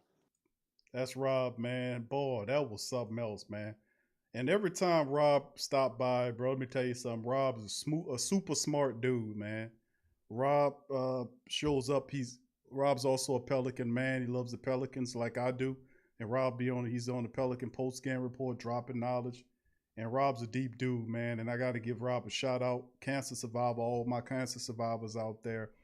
That, man, listen, coming through something like that's life threatening, and just understanding this is what I'm dealing with, and it's only one way through it, and it's through that. And then they handle business. So much love to Rob, man. Rob always comes in here with great commentary and dropping the facts and the knowledge. So I appreciate Rob for that. Thank you, brother Rob. And I appreciate all of the other family members too as well that came through today on the Sports Coma, man. And listen, I appreciate all y'all guys, man. Great commentary, but that was excellent words. And even if you might not agree with what Rob said, man, for those who don't agree with brother Rob, at least please be open hearted when somebody, just at least let it marinate for a degree. That's what the great think tank is. It's about marination around here. When somebody's saying some stuff, take it in, man. Take it in. Just let it marinate. Don't automatically just espouse it, because there are different vantage points that we might not be considering that somebody else might bring in. That might give us some new light on something that we thought we knew. That's what we do. We keep it real here. So I appreciate Rob for being here, man. Rob says 10 years cancer free. How about that? So big ups to my dog, Rob. Appreciate you, Rob, for sharing that with the family members. Much love to you, brother. Thank you. And also I appreciate all the other family members for chiming in and being patient, as all of the family members, Brother Paul, K. Scott, and the rest of the family members, Brother Ricky, all you guys. Thank y'all. Fantastic calls as well. And also, I'd like to thank our super chatters as well. Thank all the family members for super chats. Thank for all of the family members that cash apped it as well. I thank y'all, and I appreciate y'all for keeping the stream and the platform strong, and do it like Ricky was saying, that they can't fall asleep. Well, that's not on me, brother. That's a lot of the family members out here, man, like Rob and the rest of them. Tyra, Uncle Paulie, Brother Jerry. They are real deal Holyfield, man. And I just thank the Most High for all of them. KB, Tyra, Jerry, Tramal, Tasha, all of them, man. All of them. Sean, all of them, man. Y'all are terrific. All y'all guys. Brother Tyrese, 985 Lob, 985J, Lori, Demi, all you guys, RG, all of them. They terrific people. Inevitable. Like I said, there's so many of them, man, to call out. But listen, all these people are just absolutely terrific people, great people, tragic, all of them. They're excellent. They're just terrific. I can't say no more about that. Adrian, all of them. They are excellent and great people. And they're just successes in life, man. They're successful people. And that might mean that they might not be rich, but just successful, meaning they're great people. And you don't have to have all the money in the world. Like you Gates or somebody. I think that guy probably one of the most miserable people on the planet, to be honest with you. But it's not about the money. It's about how you live your life and what legacy you leave behind, because that's what it is at the end of the day. That's what it really is about. But I thank you guys for chiming in on this episode of the Sports Coma, man. Like I said, this was a terrific show, and I'm glad I dropped in on a Saturday and kind of popped in on y'all after missing the last couple of days, resyncing. So just the programming note as well, family. We'll be coming back with some more TSC Unleashes as well. We'll be covering the latest news, notes, and items, the QB room. We'll be going over that on the next episode of TSC Unleashed. And we'll also have a Pelican post-game report tomorrow night for the family members who are Pelicans people. If you love the Pels, like me or Rob and GM Kev, who's another guy. If you love the Pels, feel free to drop in on the Pelican post-game report. The link is in the description section below as well. You'll find links to other platforms that we do. And we do chime out maybe 50 plus shows a month. It's a lot of stuff going on. What's up, Jonathan? Who that? Jonathan Wilson. Brett North. What's up, Brett? Good to see you on the show. Smallville, much love, fam. Good to see you as well. So appreciate all the family members for stopping by. What's up, Clint? Big ups to you, fam. Randy, what's up, Randy? Who that to you, brother? I ain't see you there, bro. Good. Big ups to Randy Major. Much love, Jay Survivor. What's up, fam? Good to see you in the chat as well. Brandon, what's up, Brandon? Brandon Cormier, what's up, Brandon? Big ups, fam. Sometimes I see Kelly. What's up, Kelly? Who that to you, fam? Kelly says it was Benny Cunningham. Thank you for that, Kelly. Benny Cunningham of the Bears that said the league was fixed and they had a signed release not to talk. Yeah, they had a non-disclosure agreement. That's right. I talked about that on there when I talked about Larry Johnson and got a lot of good feedback by a lot of smart people, man. And I just, not just the JT, who that to you, JT. Good to see you. Dada, what's up? JT Dada, what's up, fam? So, it's just great, man, just to see, all of the terrific things. And I'm just so grateful, bro. And to all of the people that's just their eyes awakened, because we in some serious times, and we really are. And this is a huge awakening of the people. And they can no longer mess with their minds and try to get them to go over here, there. And I just thank the Most High for this great awakening. And people coming together, no matter what color or race or genre or whatever their differences are, they coming together in the spirit of humanity, because that's what's needed, fam. We need to stick together because we being impacted by all of these things equally. And we have to understand that. So when we start doing that, then there's nothing that can stop us. We can shift this whole damn dynamic. I mean, seriously, I'm going to say this before I leave. And I've often said this, but once it's a positive thing that people are in wholesale fashion understanding how the inner workings of the NFL is, because they're going to be forced to change the dynamic because the awakeness of the people. The people are no longer asleep and care to be asleep, and that'll force them to change things. And I often said that once we get to a certain point up here, that we can then shift the narrative where we all can get compensation from the NFL for it making money. What you mean by that, Q? Because your tax dollars is going to buildings that they're making billions. Why are you not getting the cut? But see, that's a discussion for another day. But once you up there as a collective, then we can flip a lot of this upside down. And merely it's going on because we're not participating in that room of discussion. But once that awareness is there, we can shift it all, baby. So I'm so happy to see a lot of that happening and a lot of the family members in harmony talking about it. And even for those who don't agree with that thought process, I still like to say, like, give a big shout out to the family members that's willing to listen, even though they might not agree, but they're respectfully listening to vantage points. And I think that's a major plus as well, is we can sit in the same room together and we can listen to each other and be entertained. So I think that's a major plus as well.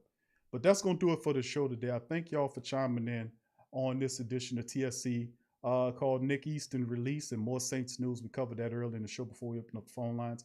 I thank y'all. Please hit upon the like button if you hadn't done so already. Please subscribe if you hadn't subscribed. Please hit the bell if you hadn't hit that for future shows to keep up on the latest Saints news and notes, as well as TSC Unleashed and other stuff, the Pelican Post Game Report. Those links in the description section. If you want to join the Patreon to keep empowering the platform, the link into the Patreon is in the description section, patreon.com/the Pro Media Network.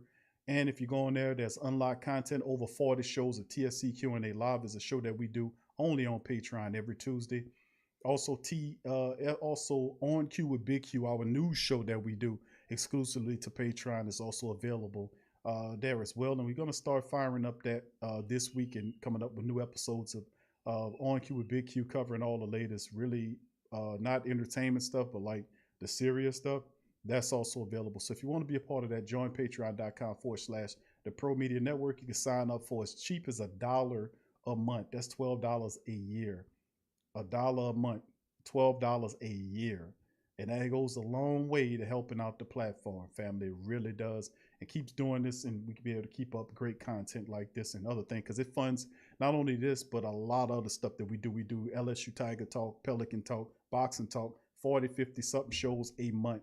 It goes a long way. So if you want to help us out and you like what we're doing, please feel free to join patreon.com or become a YouTube member. Either or, it's on you. So once again, thank you for your support. Thank you for your love. Thank you for your presence. And we'll see you guys on the next show. Who that to you? Much love to you, and I'm out. Yeah. Well, all right. Like you always say, welcome, welcome, welcome. #1 sports talking D. We ain't like the Falcons, we won't blow the lead. Look, all we talk is who that, who got cut and who back. Rookies and the vets, players you should look at. It's the sports coma, you don't wanna miss it. Got the pre-game, party, post-game statistics. Get a visit from Sway, maybe DC or 5. It's the hottest thing smoking, Big Q and the guys. Go to YouTube Live, make sure you subscribe. Interviews inside the Saints locker room high. Talk to Drew, Jordan, Zach, Peyton, New Orleans, who that nation. Best believe when I say we bleed gold and black. Ain't a miracle or rivalry could ever hold us back. No, Beastquake, Bounty Gate, let the truth be told. It's the sports coma.